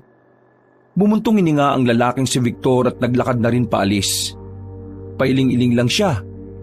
Pero sa loob-loob niya, sobra siyang nawiwindang sa lahat ng nangyayari. Hindi niya alam kung ano ang gagawin niya. Pakiramdam niya kasi, hindi niya rin kayang walang gawin. Lalo na kapag alam niyang may mga pwedeng mapahamak dahil sa mga aswang. Mabuting tao rin naman kasi si Victor. Kahit na uhaw siya sa papuri ng ama, meron pa rin naman siyang malasakit sa ibang tao. Yun ang isa sa mga bagay na minsan nagiging kahinaan na rin niya. Nang makauwi na siya sa kanila, nakaabang ang magkapatid at kapwa gustong malaman kung ano ang napag-usapan nila ni Magda. Pero dahil nangako siya sa babae na hindi lalabas ang lihim, iniba na lamang niya ang usapan. Oh, ano nangyari? Mukhang madibdiban ang pinag-usapan niyo ah. May maganda bang balita? Nagtapat siya sa akin. Ang sabi niya, gusto niya raw ako. Gagi, totoo? Hindi ba joke to? Huwag ka magalala, Eddie. Hindi naman ako pumatol sa kanya eh. Ang sabi ko, wala akong panahon sa mga landi-landi na yan. Sa madaling sabi, walang namagitan sa amin. Kaya malaya kang pormahan si Magda. Kasi yun naman talaga ang gusto mo nung una pa lang, di ba? Ikaw pa talaga ng busted ha? Pinaglolo ko yata tayo ni Victor eh. Kung ayaw niyong maniwala, edi tanungin niyo na lang si Magda kapag naglabas siya uli rito. O sige na, akit na muna ako. Magpapahinga pa ako. Ang daming nangyari ngayon eh. Naglakad na lamang patungo sa itaas ang lalaki. Isinarado niya ang pintuan at saka napasandal sa dingding. Ay, pambihirang buhay to. Gusto ko lang naman gumawa ng article. Pero kung ano-ano nangyari sa buhay ko, parusa ba to? Muli na naman niyang kinuha sa ilalim ng kama ang espada. Pinagmasdan niya ito na matagal. Sinuri ang disenyo. Sa nakikita niya, halata niyang ginamit na yon ng ibang tao. Marami-rami na rin kasi ang mga gasgas. Tumaan pa ang mga araw, tuluyan na ngang nawili ang binatang si Victor sa usaping aswang. Sa katunayan, unti-unti na niyang nakakalimutan ang tunay na dahilan kung bakit siya naroroon. Madalas, tuwing lalabas siya ay para lang makipagkita kay Magda. Yun ay dahil nagsasanay silang dalawa na mga bagay na hindi pa nalalaman ni Victor. Mag-iisang buwan na nilang ginagawa yon. Kahit si Eddie at Manuel ay nagtataka na rin sa kanya. Ang sabi niya kasi noon, 1 buwan lang ang itatagal niya roon at uuwi na rin kagad siya sa Maynila. Yun ay dahil na rin sa kanyang trabaho. Pero lumampas na ng 1 buwan at ngayon ay magta3 buwan na siya sa poder ng magkapatid. Walang kaalam-alam si Eddie at Manuel na pinaghahandaan na ni Victor ang posibilidad na makaharap nila ang mga aswang. Ang alam lang ng magkapatid ay nagsimula ulit siya ng bagong subject na gagawa ng article. Napapadalas na yata ang alis mo ng hapon ah. Tapos maya-maya uuwi ka naman ng alanganin. Victor, alam mong delikado ngayon, di ba? Wala naman ng napapabalitang may aswang pa rin eh. Tsaka, di ba, babae lang naman ang inaatake nila. Kahit na, paano kung matripan ka ng mga aswang? O kaya, dahil alam nilang nakapatay ka ng aswang nung nakaraan eh, gantihan ka nila. Huwag kayo magalala, kayang-kaya ko naman ang sarili ko eh. Isa pa, may proteksyon na naman ako. Dala-dala ko lagi yung espada. Kailangan ko to habang nagdo-document ako ng mga bagay-bagay. Sinasabihan ka lang namin. Pero kung anong gusto mong gawin, bahala ka na. Basta umuwi ka lang palagi ng buhay ah.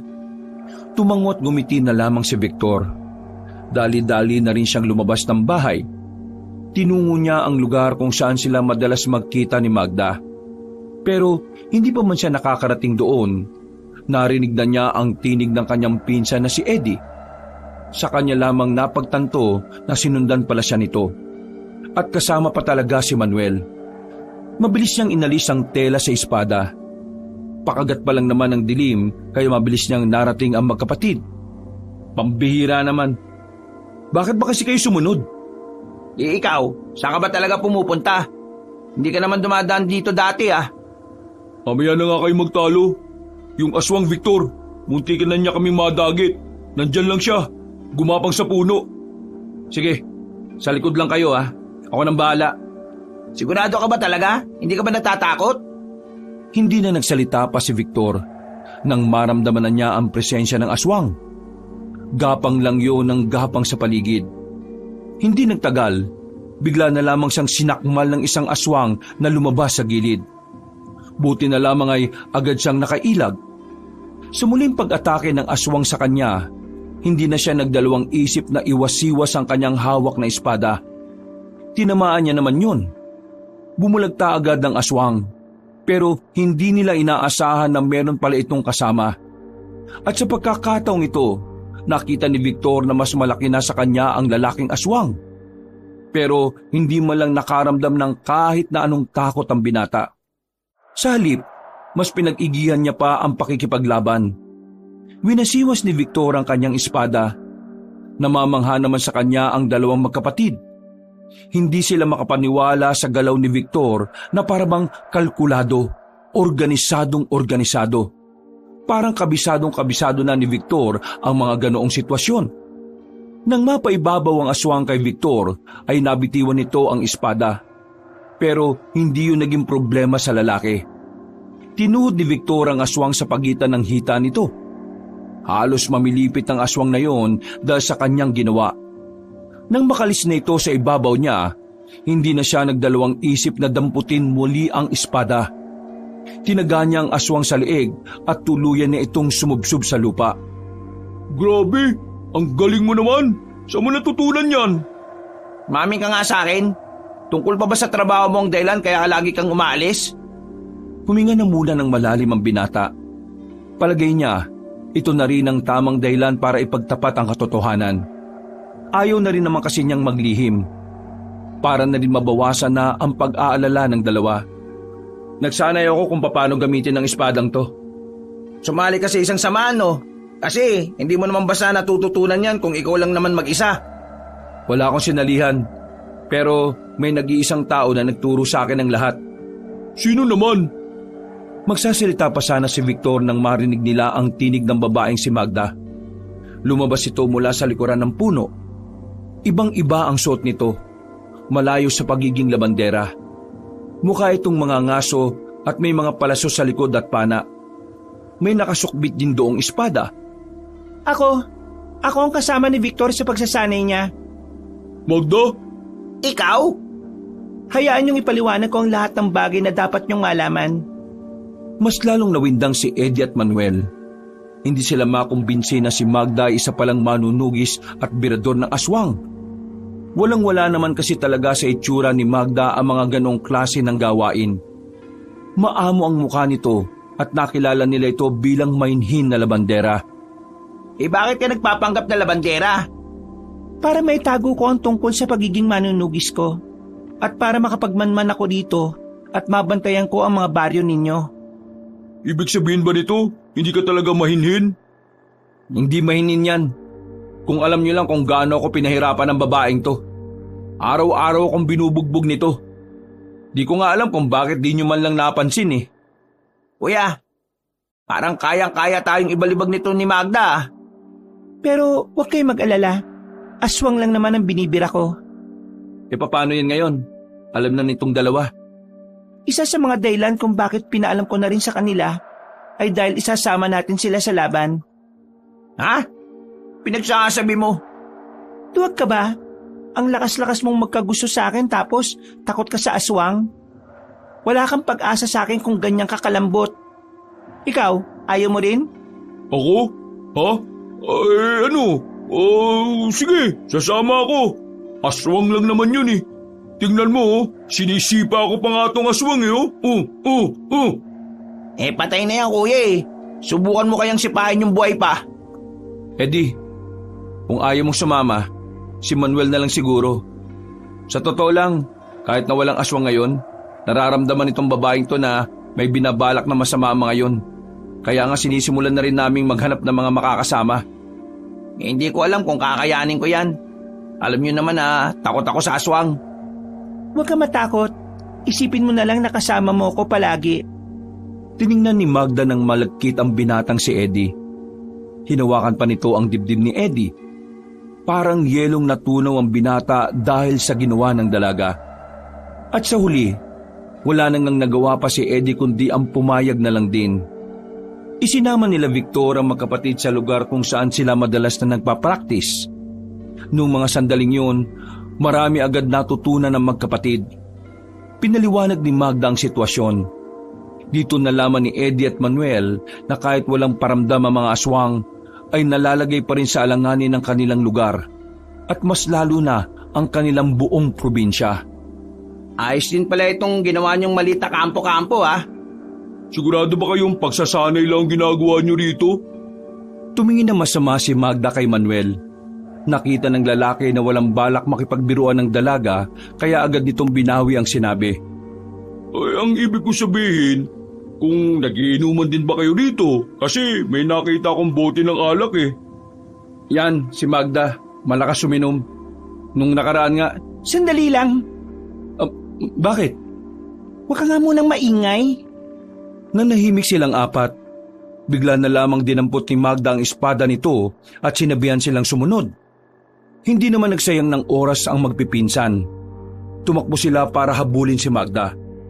Pagdating nila sa harapan ng nagtataas ang mga puno ay huminto ang babae. Magda, anong problema? May nararamdaman ka bang aswang? nandito siya. Eto na nga ba sinasabi ko eh. Victor, ikaw muna bahala sa amin ha. Kung sino ka man, lumabas ka! Nararamdaman kong wala kang balak labanan kami. Magpakita ka at sabihin mo kung anong kailangan mo sa aming aswang ka! Maya-maya pa, isang matandang lalaki ang nakita nilang lumabas mula sa likuran ng malapad na puno. Meron itong bitbit na sako. At kahit mahahaba na rin ang bigote nito at balbas, nakilala pa rin yon ni Magda. Lolo? Lolo mo yan? Di ba siya yung matandang nakausap natin doon sa kabilang gubat? Oo, siya nga yun. Hindi nag-atubiling lumapit ang dalaga. Tangkang yayakapin na sana nito ang matanda pero pinigilan nito yun. Lolo Manoy, bakit? Ano problema? Ayaw niyo po ba ako mayakap? Gustong gusto. Pero huwag kang didikit sa akin. Dahil sa oras na kumapit ang amoy mo sa akin, maamoy rin ako ng mga aswang. Sige po, naintindihan ko po. Pero bakit ngayon ka lang nagpakita? Huli natin pagsasama noong 15 anyos pa lang ako. 7 taon na nakakalipas. Ano bang nangyari sa inyo? Nadukot ako ng mga aswang noon. Wala akong nagawa. Kesa patayin nila ako, mas pinili ko na lang na maging kagaya nila. Teka, sandali lang. Maputol ko muna kayo ah. Mang Manoy, aswang kayo?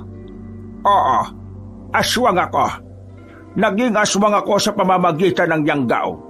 At hanggang ngayon, naninilbihan pa rin ako bilang manggagamot sa baryo ng mga aswang. Magda, patawarin mo ako kung ngayon lang ako nagkaroon ng lakas ng loob para magpakita sa iyo. Natakot lang ako noon na baka malagay sa alanganin ng buhay mo. Kaya mas pinili ko na lang na hindi na magpakita pa. Pero ngayong nalaman ko ang binabalak ng mga aswang, tingin ko kailangan na kitang makausap. Bakit, Lolo? Anong nangyayari? Ang dahilan kung bakit walang nagpaparamdam na aswang sa nakalipas na buwan ay dahil ginamit yung panahon na yon ni Apong Abo para magpalakas. At ngayong ilang araw na lang ay may babalik na rin ang dati niyang lakas.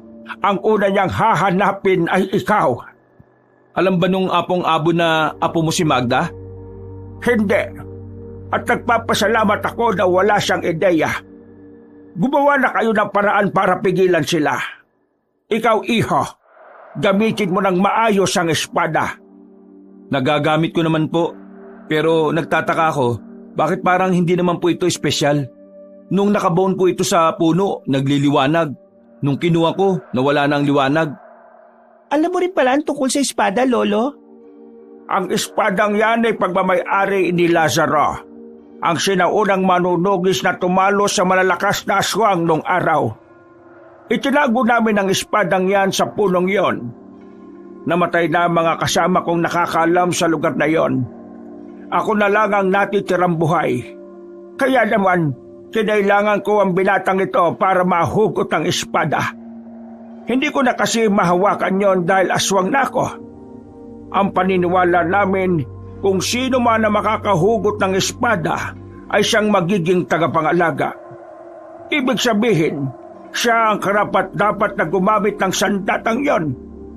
Hindi ko alam kung kailan lalabas ang kapangyarihan ng espada. Pero tingin ko, lalabas ito kapag kailangan na kailangan mo na ito. Sige, makikinig ako sa mga sasabihin ninyo. Kapag handa na kayo, Urduha Falls, sa likod nun, naroon ang baryo ng mga aswang. Marami pa akong gustong sabihin lalo na sa iyo, Magda. Pero nasabi ko naman na ang pinakamahalaga. Kaya kailangan ko nang umalis dahil baka malaman nila kung saan ako nagpunta at kung ano ang ginagawa ko. Lo, ipangako mo, makikita tayo ulit. Kapag natapos na ang lahat ng problemang ito, muli tayo makakasama, Apo. Ngumiti na lamang na malapad ang matanda at saka tumalikod na rin. Naglakad na ito ng mabilis. Sa unang pagkakataon, nakita nilang umiyak ang dalagang si Magda. Huwag ka mag-alala, Magda. Matatapos natin itong mga pangyayaring ito at makakasama na rin kayo ng lolo mo. Hindi na nagsalita pa ang babae. Tumango na lamang ito at nauna na rin naglakad. Matapos ang kanilang pag-uusap, nagdesisyon si Magda na pabalikin na lang muna ang tatlo sa kanilang bahay. Habang naglalakad papasok ng kanilang baryo, pinagkakaguluhan na naman ng mga tao ang matandang si Aling Musni. Maririnig ang mga galit na tinig ng mga residente. Karamihan sa mga yon, minumura at sinisigawan na ang matanda. Hindi na nakatiis ang lalaking si Manuel. Sinubukan niyang awatin ang mga tao pero patuloy pa rin yon sa pagsigaw. Kumalma nga kayo! Hindi nyo ba alam na pwede kayong ireklamo dahil sa ginagawa nyo sa matandang ito? Mas lalong umingay ang mga tao. Parang nadamay pa si Manuel sa galit ng mga mamamayan. Kaya naman, hinila na lamang ni Victor at Eddie ang lalaking si Manuel papunta sa gilid. Bida-bida ka eh. Paano kung dumugin ka ng mga tao? Mas kawawa naman si Aling Musni kung siya ang dudumugin. Yan di ba yung manghuhula? Oo. Tuwing lalabas siya ng bahay, laging nagagalit sa kanya mga tao eh. Tuwing lalabas kasi yan, siguradong may sasabihin na naman siyang ikakatakot ng mga tao. Naglakad na matandang babae at umiwas naman ng mga ito dito. Tumigil ito at tumingin sandali sa kalangitan. Maya-maya pa ay nagsalita na rin ito. Ang makasalanang lupain na ito ay mababahiran ng pulang likido. Dahil ang baryong ito ay babawi ng mga tunay na nagmamay-ari, ang kampon ng kadiliman. Walang makaliligtas kung patuloy na magiging mangmang ang mga tao. Maghahari ang kadiliman kesa liwanag kung ang mga dapat mangalaga at magtanggol ay walang suporta mula sa mamamayan. Nakikita ko, malinaw kong nakikita sa aking pangitain na nalalapit na ang kanilang pagbabalik. Nalalapit na ang araw at gabi ng paniningil. Hindi sila maaawa. Wala silang palalampasin. Lahat ay kanilang papaslangin. Muling umingay ang mga tao. Galit na naman ang mga yon. Mabuti na lamang ay dumating na ang mga tanod para pigilan ang kaguluhan na yon. May mangilan-ngilan na rin kasing mga nagbabato ng kamatis at ilang pang maliliit na bagay sa matanda. Nang madala na yon ng mga tanod pabalik sa bahay nito, naisipan ni Victor na magtungo sa bahay ni Aling Musni. Pakiramdam niya kasi, makakatulong ang mga pangitain nito para mapaghandaan ang pakikipaglaban sa mga aswang. Hindi ko alam kung makakausap natin siya na maayos ha. Lagi na lang kasi ganon magsalita ang matandang yun eh. Nakakausap ko dati si Aling Musni na maayos. Tingin ko, nagiging ganun lang naman siya kapag hindi siya pinakikinggan ng mga tao eh. Tumigil na rin sila sa paglalakad nang marating na rin nila ang bahay na matandang manghuhula. Narito na tayo. Lumapit sila sa pintuan ng tagad nitong kinatok. Mga ilang sandali lang, lumabas na agad ang matandang babae. Mukhang kararating lang din ito matapos ihatid ng mga tanod. Tumingin sa kanila ng seryoso matanda at parabang sinusuri ang kanilang katauhan. Aling Musni, nandito po kami kasi interesado kami sa mga sinasabi ninyo. Yung tungkol po sa kanina, yung sinabi niyong babawiin ng mga kampo ng kadiliman ng lugar na ito. Yung ba? Sige, tumuloy kayo sa bahay ko at pag-usapan natin ang mga gusto niyang malaman. Pinupo sila ng matanda sa katre. Ngumiti ito nang umupo na rin ito sa kanilang harapan. Hindi na nagsayang pa ng sandali ang matanda. Muli na itong nagsalita. Hindi ko kayo kilala, pero nararamdaman ko ang mga positibong enerhiya na nananalaytay sa inyong mga ugat. Lalong-lalo na rito sa taong ito. Ako po? Oo, pakiramdam ko may mahalaga kang papel sa problema ng marami. Pero hindi ikaw ang pinakasusi. Ganun pa man, dahil sa'yo, mas malaki ang magiging tsansa na may panalo ang problema. Kaya nga lang, may buhay na kailangang mawala. Tinutukoy niyo po ba ang tungkol sa laban ng mga aswang? Oo, yun nga ang gusto kong sabihin. Bakit? Handa na ba kayong harapin sila? Handa naman po kami. Pero bago natin pag-usapan yun, gusto ko lang po malaman kung paano nyo nasabing babawiin ng mga aswang ang baryong ito. Ako ang pinakamatagal sa baryong ito. Kaya alam ko kung sino ang naunang nagmay-ari nito. Noon pa man, pinag-aagawan na ng mga tao ang baryong ito at ng mga aswang. Tinaboy ng mga tao mga aswang dahil delikado sa pamumuhay ng mga tao. Nakuha ng mga tao ang baryong ito at tuluyan silang napalayas. Dumating ang mga manunugis. Mas lalong lumakas ang puwersa ng mga tao habang ang mga natitirang aswang nawalan na ng pag-asang mabawi pa ang kanilang lupang sinilangan. At ngayong nakahanap sila ng bagong pinuno, nagkaroon na naman sila ng dahilan na bawiin ito. At wala silang pakialam kung sino ang madamay. Bata, matanda, mayaman o dukha. Lahat ng yan ay uubusin nila. Kaya pala parang dito lang sila sa baryong tumaatake. Pero alam niyo rin po ba kung bakit babae lang binibiktima nila nung nakaraan? Bukod sa mas masarap para sa kanila ang dugo at laman ng isang babae? Galit ang kanilang pinunong si Apong Abo sa mga babae. Isang taong babae kasi ang naging dahilan kung bakit siya bumagsak noon at ang kanyang buong angkan. Niloko siya nito at ipinagkanulo sa mga manunugis. Grabe, ganun pala talaga ang kasaysayan ng lugar na ito. Ang buong alam ko, kilalang mayaman na taong may-ari ng lugar na ito eh. Eh yung sinabi nyo kanina na may buhay na mawawala sa laban na ito, alam niyo po ba kung sino? Maraming buhay ang mawawala. May iiyak, may malulungkot. Pero may isang buhay akong nakikita na mawawala. Isang buhay na magiging alay para sa kanyang minamahal. Pwede siyang mailigtas, pero hindi niya hahayaan na mangyari yon. Dahil para sa kanya, yun na ang kapalaran niya. Napalunok ng laway si Victor. Ang unang pumasok kasi sa isipan niya ay walang iba kundi ang lolo ni Magda na si Mang Manoy. Naiisip pa lang niya na mangyayari yun, nakikita na niya kung gaano masasaktan si Magda. Hindi ang mga buhay na mawawala ang dapat niyong paghandaan, kundi ang tunay na susi ng laban. Ano pong ibig niyong sabihin? Malabo pa sa pangitain ko kung ano o sino ang makakatalo kay Apong Abo. Pero ito lang ang lagi niyong tatandaan. Huwag na huwag kayong magpapakita ng kahit na anong kahinaan sa mga aswang. Dahil mas lumalakas sila kapag humihina kayo. Napatango na lamang ang magpipinsan. Matapos ang pag-uusap na yon, ay nagpasalamat na rin sila para makaalis. Napagtanto ni Victor na matino naman pala talagang kausap ang matandang babae. Marahil, hindi lang talaga yon naiintindihan ng mga tao kaya nagmumukha itong baliw sa mata ng nakararami. Tulala at balisa ang tatlo na makabalik na sila ng kanilang bahay. Wala ni isa sa kanila ang may balak na kumilos para makapaghanda ng hapunan.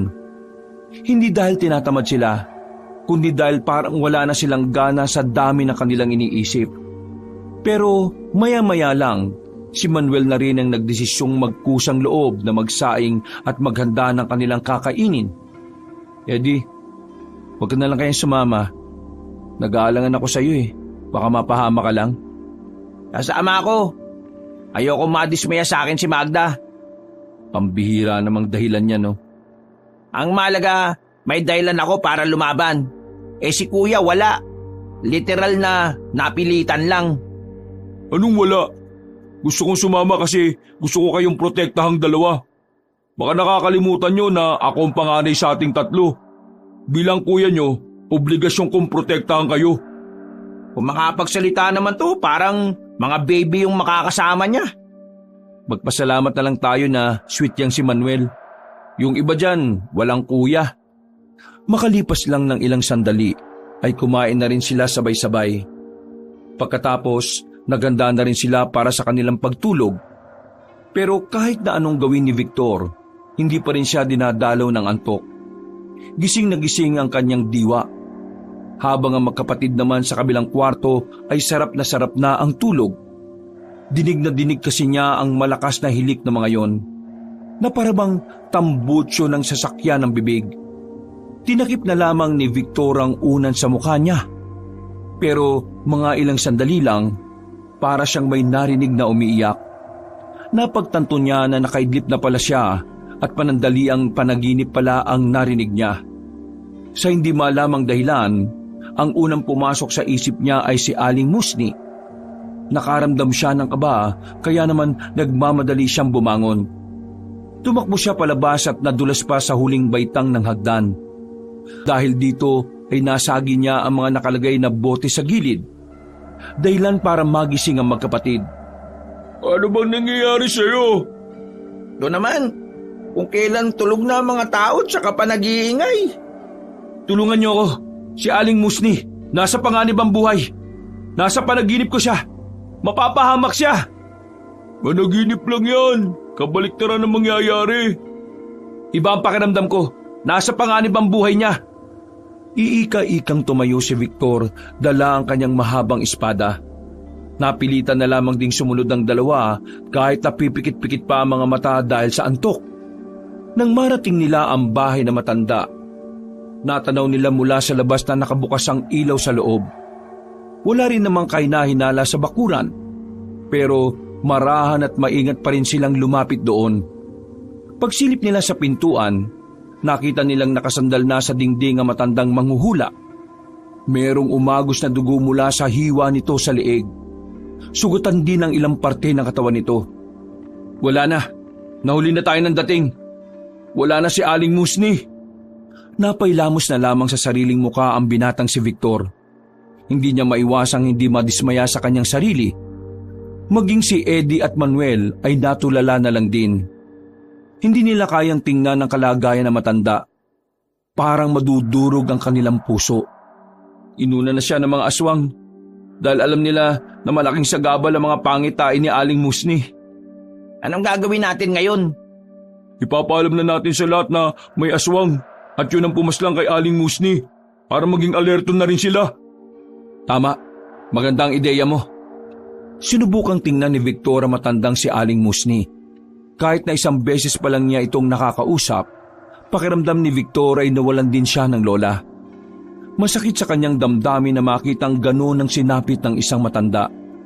Matapos silang masabi sa kanilang pamunuan ang nangyari, agad na nagdatingan ng mga tanod. Tumawag na rin ng mga pulis. Pero sa halip na maniwala ang mga pulis at ang kapitan na aswang ang gumawa nun, binaliwala nila ang opinyon ng magpipinsan. Sa halip, sinabi lang ng mga yon na isa sa mga taong galit kay Aling Musni ang gumawa nun. Nang makabalik na sila ulit sa bahay ay naroon na si Magda. Alam na agad nito ang nangyari. Nagkakape na nga ito sa bakuran nila at parang kanina pa sila hinihintay. Pumilos na ang mga aswang. Inuuna nila lahat ng magiging hadlang sa mga plano nila. Ibig ba nitong sabihin, tayo na ang susunod? Hindi malabong tayo na nga ang susunod. Kaya dapat ihanda nyo na ang mga sarili ninyo. Lalong-lalo ka na, Victor. Mainit ka na rin sa mga mata nila. Malamang sa malamang, nakarating na rin sa kanila na ikaw ang pumatay sa ilan nilang kasama. Natahimik na lamang ang magpipinsan. Kahit naman napaghandaan naman ni Victor ang paparating na laban, hindi pa rin mawala-wala sa kanyang kalooban ang namumuong takot at pangamba. Balisa na naman ang magpipinsan ng mga sandaling yun. Paulit-ulit na bumabalik sa isipan ni Victor ang eksaktong anyo ni Aling Musni.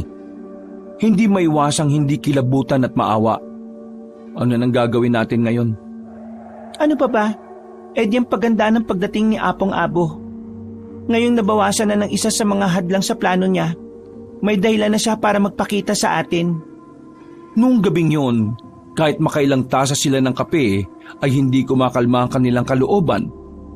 Inabot na sila ng umaga sa pag-uusap kung ano ang mga dapat nilang gawin. Walang tulog-tulog. Nagtungo na sila sa lugar kung saan sila nagsasanay. Tinuruan nilang dalawa si Eddie at Manuel ng mga galaw sa pakikipaglaban. Mahirap turuan ng dalawa, pero kitang-kita naman ni Victor na handang matuto ang magkapatid. Kaya noong mga sandaling yon ay maghapon silang nag-ensayo. Pagod at mangilang-ilang sugat ang kanilang tinamo. Pero hindi na nararamdaman ni Eddie at Manuel yon. Porsigido na silang sumabak sa laban, kaya kahit na anong hirap, pinipilit ng dalawa na kayanin. Dakong 7:00 ng gabi, umuwi na sila ng kanilang baryo. Kasama na rin nila si Magda. Nasa mga sandaling ito ay nakasuot ng pangkaraniwang kasuotan ng isang babae. Naunang nakatulog ang magpipinsan. Nanatiling gising naman si Magda. Ganoon ang sistema magmula nang mawala ang matandang manghuhula. At sa mga sumunod pang araw, nasanay sila na magpalitan sila ng tulog sa gabi para lamang magbantay. Pero himula na namang hindi nagpaparamdam ang mga aswang. Bagay na kinababahala din ng babaeng si Magda. Alam na kasi nila ang mga ganong klase ng taktika. Aatake ang mga aswang kung kailan sila kampante. Pero paano kung sa pagpunta natin sa baryo nila, saka naman sila pumunta rito? Walang poprotekta sa mga tao. Tama si Victor. Baka masalisihan lang tayo. Siguro, kaya wala silang paramdam ngayon. Kasi iniintay nila tayong umalis. Hindi ba pwedeng maghintay na lang tayo rito? Hindi tayo pwedeng maghintay lang dito. Kapag dito tayo naghintay, dito rin mangyayari ang gulo. Pwedeng madamay pa ang mga tao. Kung tayo ang dadalaw sa kanila, may lalayo natin sila sa baryo. 4 lang tayo eh. Tapos mga baguhan lang kami. Itong espadang ginagamit ko pa, parang wala namang kakaiba. Tapos, gusto mo lumusob tayo ron? Hindi parang sinabi mo na rin na tumalong kami sa kumukulong mantika. Meron ako mga nakausap na tao. Mga dati silang kakilala ni Lolo Manoy. Mga nasa 30 katao sila. May kanya-kanya ring galit sa mga aswang. Kaya wala na tayong dapat pang ikabahala pagdating sa mga makakasama. Paano nga tayo makakasiguro na hindi magkakasalisihan? Roronda na muna tayo sa paligid ng baryo. At kapag wala tayong nakita o naramdamang aswang, saka na tayo pupunta sa baryo ng mga aswang ngayong gabi. Ngayon kaagad? Oo, ngayong kagad. Bibiglain natin ang mga aswang. Nakatinginan silang magpipinsan. Mababasa sa kanilang mga mata ang pagsang-ayon sa nais mangyari ng dalagang si Magda. May tiwala naman sila sa babae dahil halos lahat ng sinasabi nito ay talaga namang katiwa-tiwala. Kagaya ng napag-usapan, rumonda na muna sila sa buong baryo nila. Inabot sila ng halos 1 oras pero wala naman silang namataan na kahina-hinala. Nang masigurong nasa ligtas namang kalagayan ng kanilang baryo, tinungo na rin nila ang kabilang baryo para daanan ng iba pa nilang makakasama sa laban na yon. Lahat ay umayon naman base sa kanilang plano. Nakumpleto ang kanilang samahan at dala ang mga malalaking lampara, agad na rin silang naglakbay patungo sa sinasabing baryo ng mga aswang. Hindi nagtagal, narating na rin nila ang nasabi ni Mang Manoy na Orduha Falls. Isa itong mataas na talon na may malalim na katubigan sa ibaba. Dahil madilim, hindi naging madali para sa kanila ang humanap ng mas maayos na daan. Sa may bandang gilid, kailangan lang natin mag-ingat dahil batuhan. Baka madulas kayo. Tsak na mababagok ang ulo ninyo kapag nalaglag kayo sa baba. Tumango lang naman ang kanilang mga kasama. Tahimik lang din naman si Victor at ang dalawa niyang pinsan. Sa isip-isip ni Victor, kung may dala lang siyang kamera, may re-record niya ang mga pangyayari.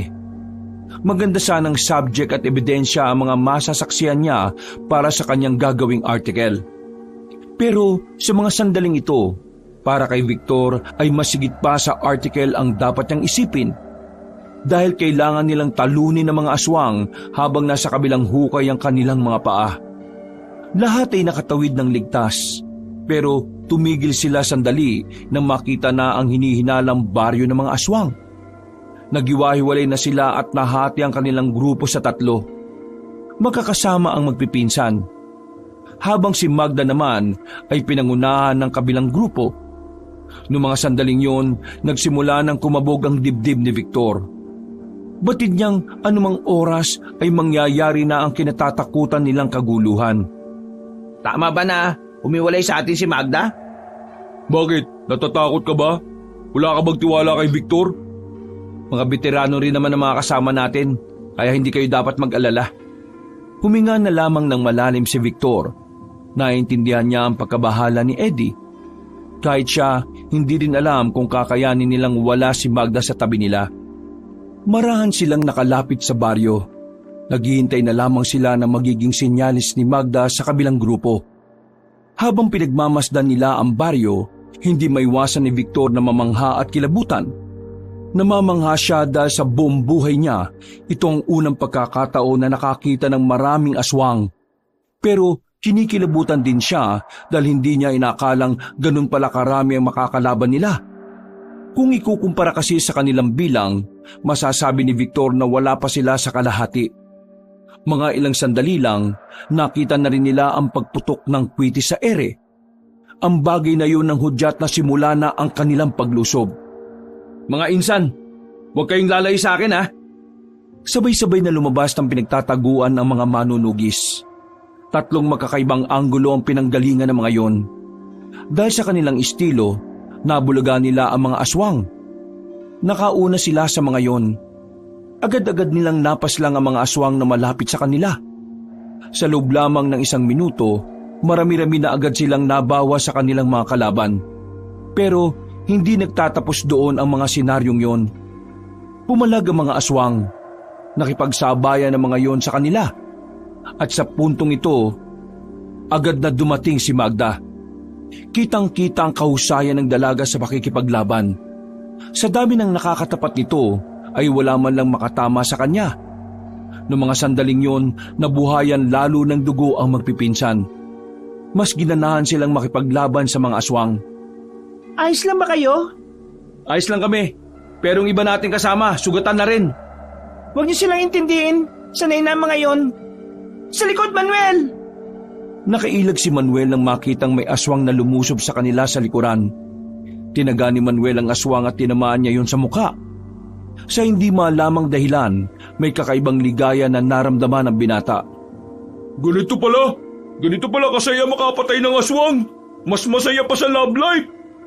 Sira ulo ang putik. Uy, mag-ingat ka ha! Sa pagpapatuloy ng kanilang laban, tila natakot na ang mga aswang sa kanila. Mangilan-ngilan na lamang na ang naroroon na siya rin namang hinarap ng mga kasamahan nila. Nandito na siya. Biglang lumitaw ang pinuno ng mga aswang na si Apong Abo. Kasama nito ang matandang si Manoy. Nung mga sandaling yon, naiintindihan agad ni Magda kung ano ang pinaplano ng kanyang lolo kaya hindi na niya yung kinakausap pa. Manoy, sino ba ang mga taong yan? Bakit ang lalakas ng loob nilang dumalaw sa baryo natin? Mga manunugis ang mga yan, pinuno. Sila mga pumaslang sa mga kasamahan natin. Ganun ba? Sige, akong bahala sa mga makukulit na yan. Ikaw naman, ikaw ang bahala sa mga kasama niyang bubwit. Hindi nagsalita si Mang Manoy. Nagtaka naman ang pinunong aswang. Yun pala, meron ng binabalak ang matandang lalaki. Bigla na lamang kumuha ng punyal si Mang Manoy at saka tinarak sa bandang ulo ni Apong Abo. Matagal ko nang hinihintay ang pagkakataong ito dahil ngayon lang ako nakalapit ng sobrang malapitan. Hindi ko na pinalagpas ang tsansa ko. Apong-Abo, tapos na ang kasamaan mo.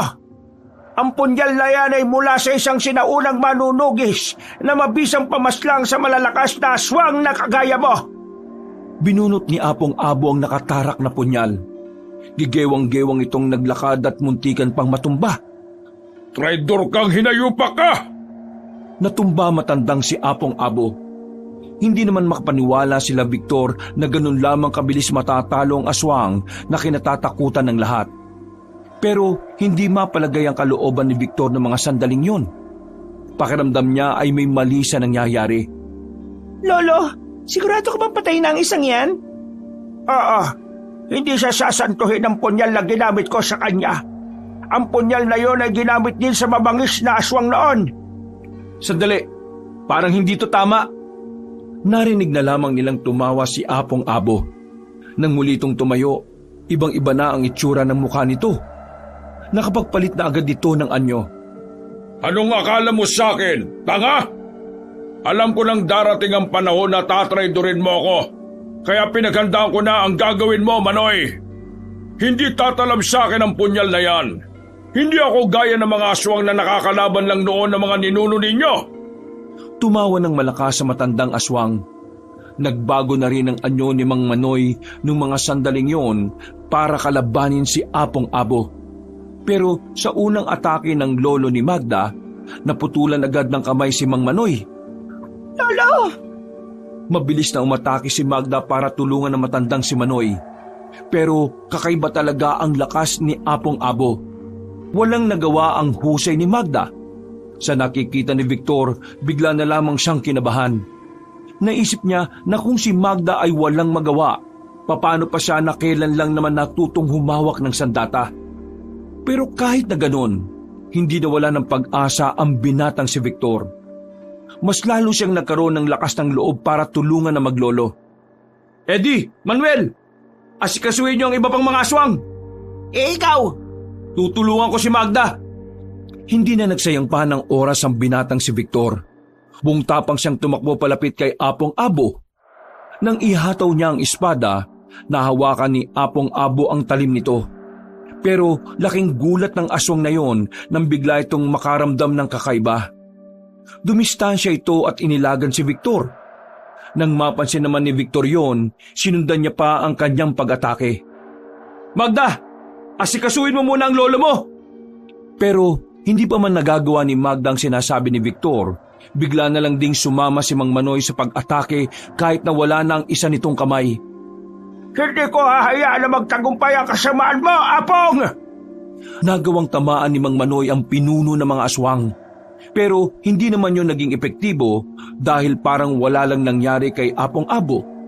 Sa halip, si Magda pa ang nakita nito. Biglang naisipan ni Apong Abo na unahin ng dalaga. Lumundag ito ng mataas at saka lumapit kay Magda. Sa bilis ni Apong Abo, hindi nakapaghanda ang babae. Akmang itatarak na ni Apong Abo ang mahahaba nitong kuko nang biglang humarang naman si Mang Manoy. Bumao ng kamay ni Apong Abo sa kaliwang dibdib ng lolo ni Magda. Lolo! Agad na hinugot ni Apong Abo ang kamay niya nang magsimula ulit umatake si Victor. Habang si Magda naman ay sinalo ang kanyang lolo. Nasa mga sandaling yon ay agad na napasukan ng dugo. Nakatingin ito sa kanya at nakangiti. Pero hindi na kayang makapagsalita pa. Lo, lumaban ka! Ang sabi mo magsasama pa tayong dalawa! Lo! Pero kahit na anong pakiusap ng dalaga, hindi na talaga kinaya pa ng matanda. Unti-unti na rin itong pumikit at tuluyang nalagutan ng hininga. Dahil sa nangyari, nabuhay ang matinding galit sa kalooban ng dalaga. Marahan niyang inihiga ang kanyang lolo at tinapunan ng masamang tingin si Apong Abo.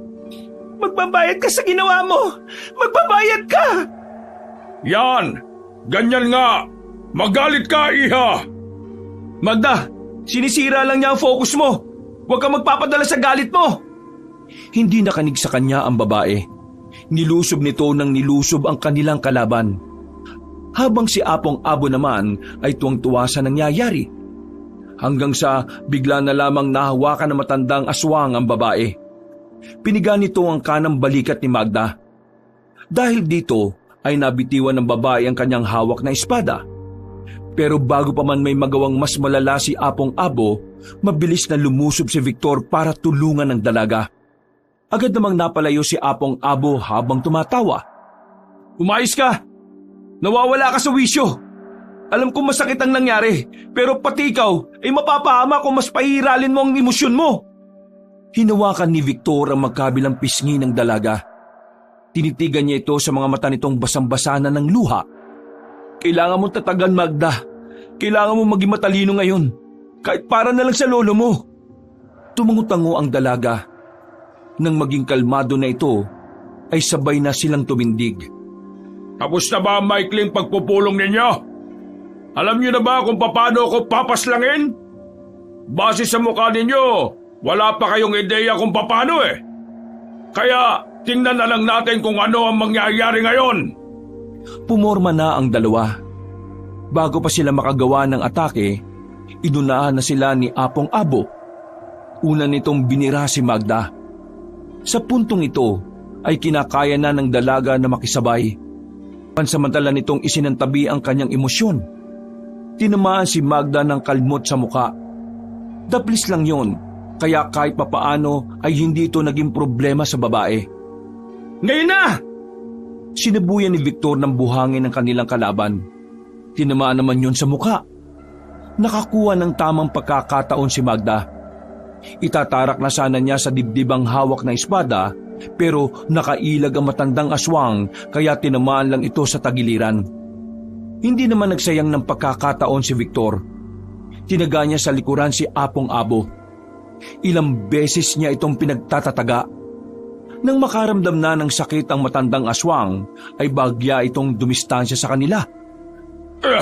Munti ka na ako ron Magaling! Magaling ang naisip niyong pautot. Ang kaso, hindi ako basta-basta mamamatay dahil lang sa mga pambata niyong taktika. Dahil si Victor ang malapit kay Apong Abo, ito agad ang inatake ng matanda. Nang susuntukin niya ito, tumilapon siya at nabitiwan pa ang espada. Nilapitan nito si Victor at pinagtatatadyakan hanggang sa masukan na rin ito ng dugo. Ang kapal ng mukha mong makisali sa labanang ito, taga Maynila ka lang naman. Tumigil lamang ito sa ginagawang pananakit kay Victor nang makitang paparating na rin si Magda. Hinawakan niya lang ang kamay ng dalaga at saka binalibag palayo. Huwag ka na munang umepal. Hindi pa ako tapos sa lalaking ito. Kanina pa ako nang gigigil sa lalaking ito Akmang bubugbugin ulit ni Apong Abo ang lalaking si Victor nang biglang may lumiwanag. Nakita na lamang nilang hawak-hawak na ni Magda ang espada na gamit ni Victor. Kakaiba ang aura ng dalaga sa mga sandaling yun. Kitang-kita nilang umiilaw ang espada habang hawak ito ni Magda. Noong mga oras na yon, saka lamang napagtanto ni Victor na ang sandatang yon ay para talaga sa dalaga. Sa wakas! Tila nawala na ang lahat ng galos ni Magda dahil sa kapangyarihan ng espadang yon. Nanlalaki naman ang mga mata ni Apong Abo habang nasasaksihan ang senaryong tatapos sa kanyang buhay. Ihanda mo ang sarili mo, Apong Abo. Dahil sa gabing ito, magiging abo ka na rin. Akala mo ba madadala mo ako sa kagaganyan mo? Hindi! Ako si Apong Abo, ang pinakamabangis at malakas na aswang sa henerasyong ito. Kaya kahit na anong gawin mo, hinding-hindi mo ako matatalo! Lumundag na naman ang mataas sa matandang aswang. Pinaghandaan naman ni Magda ang pagbagsak nito. Nailaga ng dalaga ang ginawang pag-atake ng matanda. Sunod-sunod ang bawat nitong kalmot. Pero sa mga pagkakataong ito, kitang-kita na ang pagkakaiba nilang dalawa.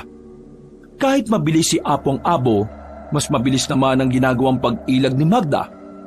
Mamamatay ka na! Mamamatay ka na! Para mabawi ko na ang lupain naming mga aswang! Hindi na mangyayari yon dahil ikaw ang mamamatay ngayong gabi. Muling nagliwanag ang espada. Nasilaw si Apong Abo sa liwanag na yon. Nagulat na lamang ito nang biglang naitarak na ni Magda ang maywagang espada sa dibdib ng pinunong aswang. Kita nilang lahat na parang biglang nagbaga ang dulo ng talim ng espada. Magpahinga ka na sa impyerno. Hinihintay ka na ng mga demonyo. Paghugot ni Magda ng espada ay hinato naman niya yon ng malakas sa liig. Gumulong ang ulo nito sa lupa. Nang mamatay ang pinuno ng mga aswang, ay kusa na ring naabo ang mga tauhan nito. Naghiyawan ng lahat ang maipanalo nila ang laban. Pero kung masaya ang mga kabaro nila, malungkot naman si Magda nang balikan niya ang kanyang lolo. Iyak lang ng iyak ang dalaga. Hindi pa rin nito matanggap ang nangyari sa matanda. Matapos ang labanan na yon, kinabukasan lang din ay nagsagawa sila ng isang espesyal na paglilibing. Kahit aswang ang kanyang lolo, nagbigay-pugay pa rin ng mga manunugi sa matandang si Manoy. Maraming salamat sa pagdamay niyo sa akin. Wala yun. Nandito lang naman kami para sa iyo Hindi ka namin iiwan, Magda. Hanggang sa maging okay ka na ulit. Kung nasan man ngayon ang lolo mo, natitiyak naming nasa maayos na rin siyang kalagayan. Sana nga. Sana masaya na si Lolo. Masaya siya. Nararamdaman ko. Masaya siyang naipanalo natin ng laban.